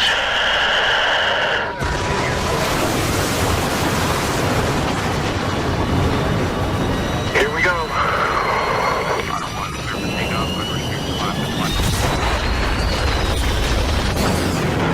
Good shot. Good engines. Good end speed. Shark 4-6, turn heading 290. How copy? Shark 4-6, good copy.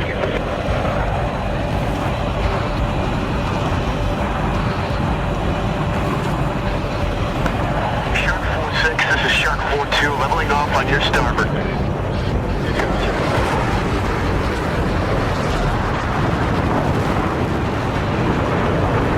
Shark 4-6, this is Heavy 212. Contact 8 miles. I have a flight of 2, Angels 3. The deck northwest of your position. Send to heading 310. Shark 4-6, copy. Heading 310, Angels 3. 4-2, turn in now. Master arm on. Master arm on. Good luck.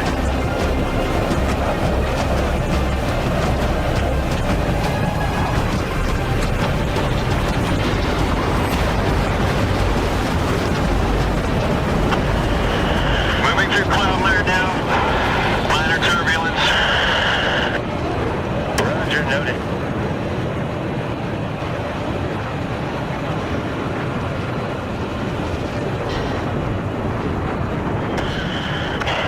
Shark 4-2, radar contact, closing fast. Here we go. Heavy 2. No IFF towed back.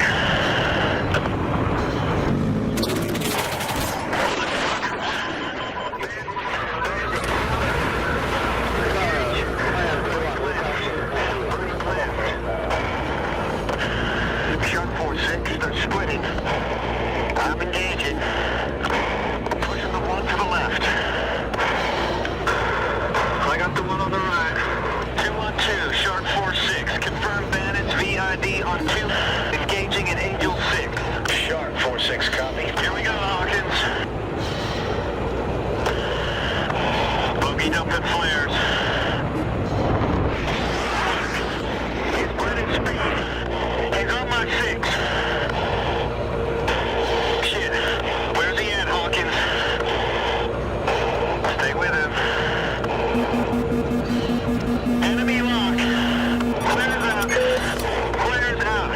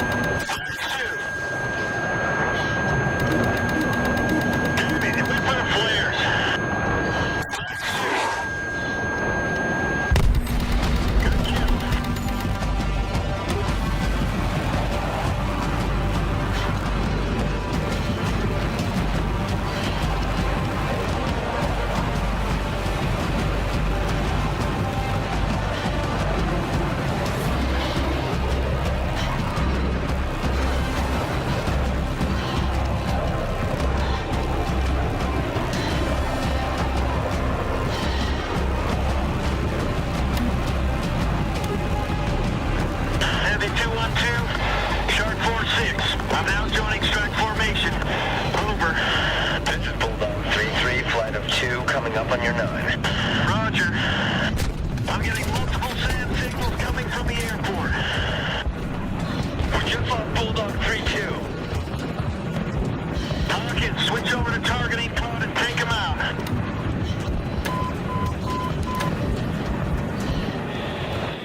Heavy 212, 4-6. Rolling on to target area with potential high-value target, over. Roger. No ground element, call sign Reaper 1 in the area. And Striker 2-1 and 2-2 coming in for J-Dam drop. They're getting close to those rounds. 4-6 is switching over to AGM-88. All right, Hawkins, switch us over to ground attack. In the sands. Make sure we get good track on their radar before you fire. Take out those positions.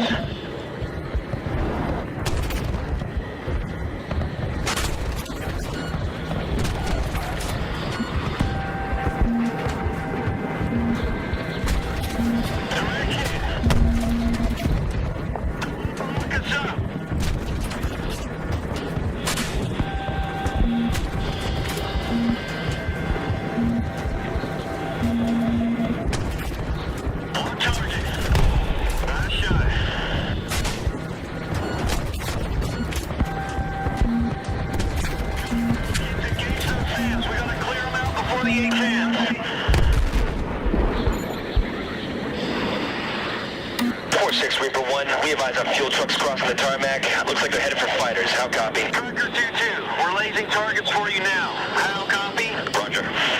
Rolling in. Stand by. 4-6, copy. Okay, Hawkins. Switch to infrared. Find him. 4-6, reference the main terminal. There's one across the runway now. Keep the tracker on target.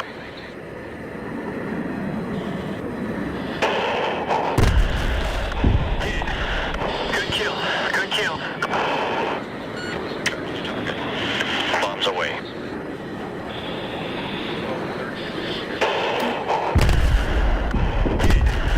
Good kill. That looked like the main fuel hole. 3 seconds. Good kill. Good blaze. Send it. I got your lays. Coming in. Good kill.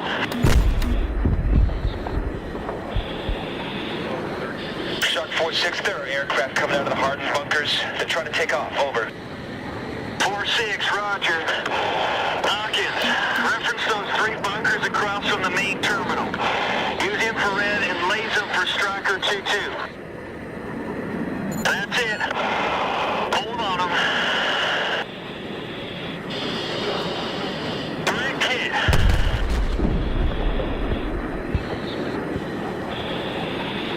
This is Reaper 1. You got another fighter turning onto the runway now. Good kill.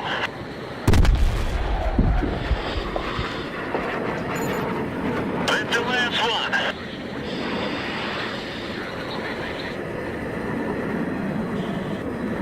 This is Reaper 1. I have 3 vehicles moving along the runway. This might be our HPT. Wait out. Shark 4-6. Stand by to engage if the target is verified. How? Copy? Roger. Okay, Hawkins. Get ready to laze them for Bulldog 3-3. Reaper 1, Heavy 212. Be advised, you have a single aircraft approaching from the south at low speed, altitude 502. Do you have eyes on? Over. Roger. It's a helicopter. Looks like it's headed for the vehicles. Roger. You have 4-6 on station. 4-6, this is Reaper 1. We need them to get out of the car so we can verify it's our target. Stand by to engage. Bulldog 3-3. We will laze for gun run. How copy? Roger, solid copy. Coming around now. They're definitely PLR. You are clear to engage. You are clear to engage. Take the area. 3-3 is standing by. Roger, 2 seconds. They're boarding the helicopter.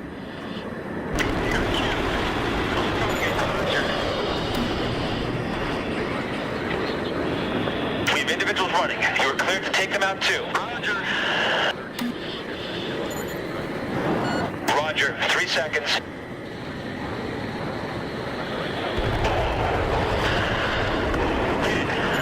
Good kill, good kill.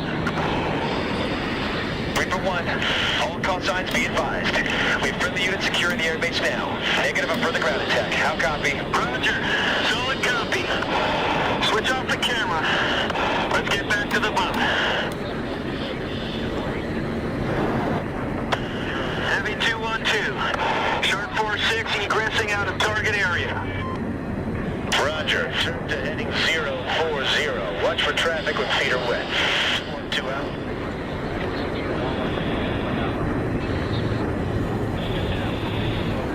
Sharp 46, you are approaching glide path. Slightly out. Course correcting at 3 miles.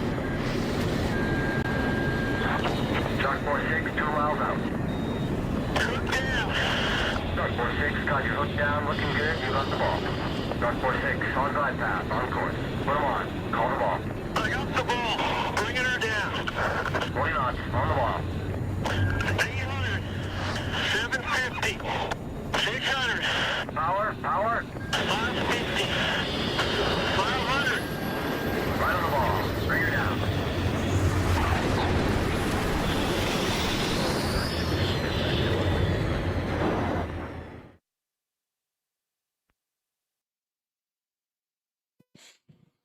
That was made 14 years ago. Can you believe it?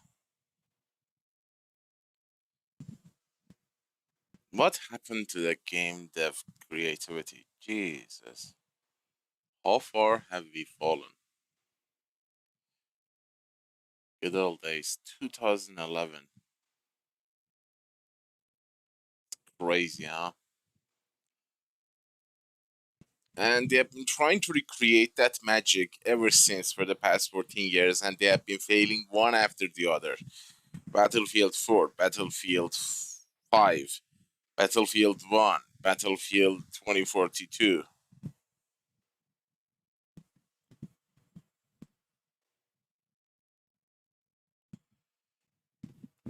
Dumping an incredible amount of money on these AAA titles, and none of them stuck. And now Battlefield 6.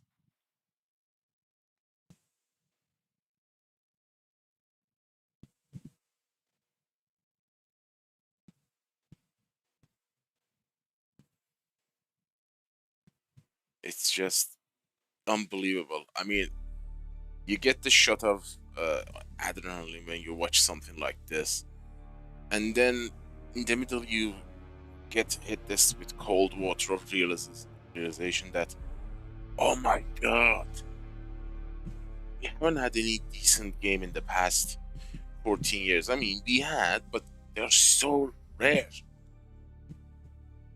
Why we could make a lot of good games back then, now we suck.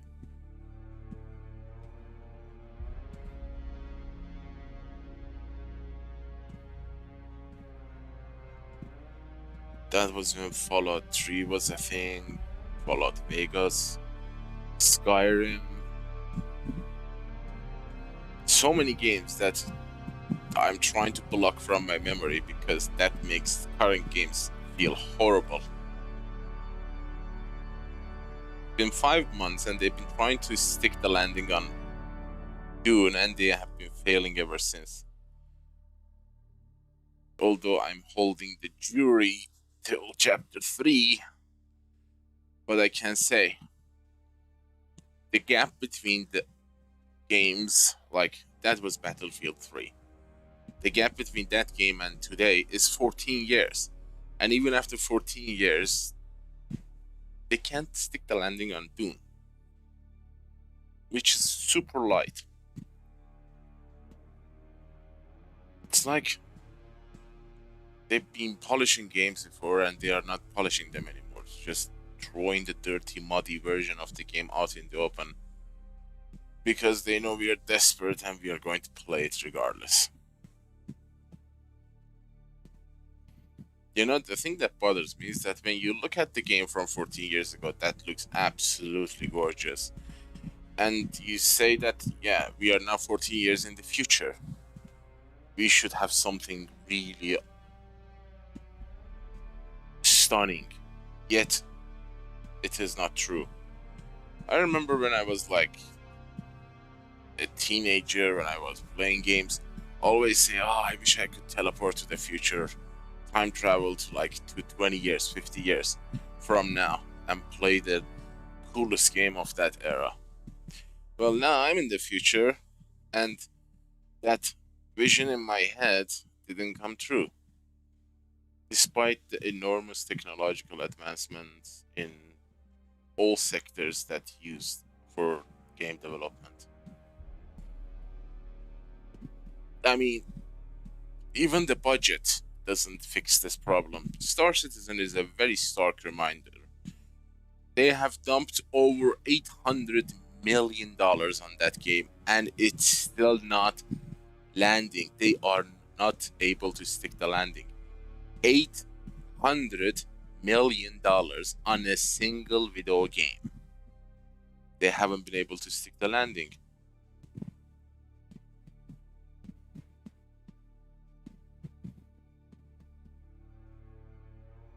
That's something I used to believe in too. Like, it is the money. They don't have enough budget. If we dump like 1,000 developers in each sector of the game would be OMG. Even that didn't happen. What is wrong? I can't figure out what is the missing link. What is this piece that is missing that we can't get it to work? It's not money. It's not the amount of the people work on the game. Then what the hell is it? Creativity? The guys who made great games are retired now. They are sipping mimosa in a Caribbean island or something. Is that it? And the generation that came after them couldn't actually follow through on their greatness? Is it like paintings, like the great painters from like 3, 5, 6, 1,000 years ago? Current modern painters are not that good. Just like that. Music. The more modernized we get, the less creative we become. Then that makes me think of the future in black and white, where everything is gonna lose color. Which brings to mind Cyberpunk, which paints the picture of a dystopian future, futuristic Los Angeles. Boy, oh boy, I don't want to live that long, if that is where we are heading.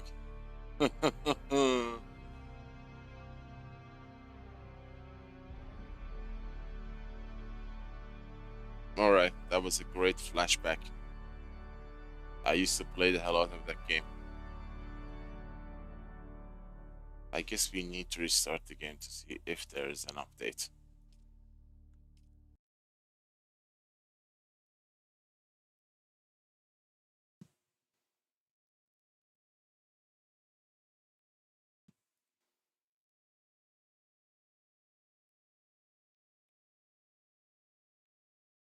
But I guess while we are waiting, I was hoping to kickstart Phasmophobia.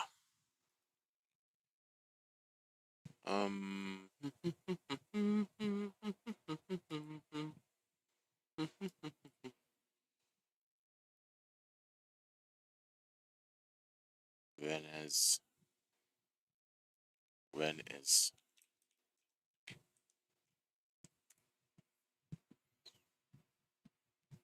2 days to Halloween, so it's actually the perfect time. Steam, no update yet.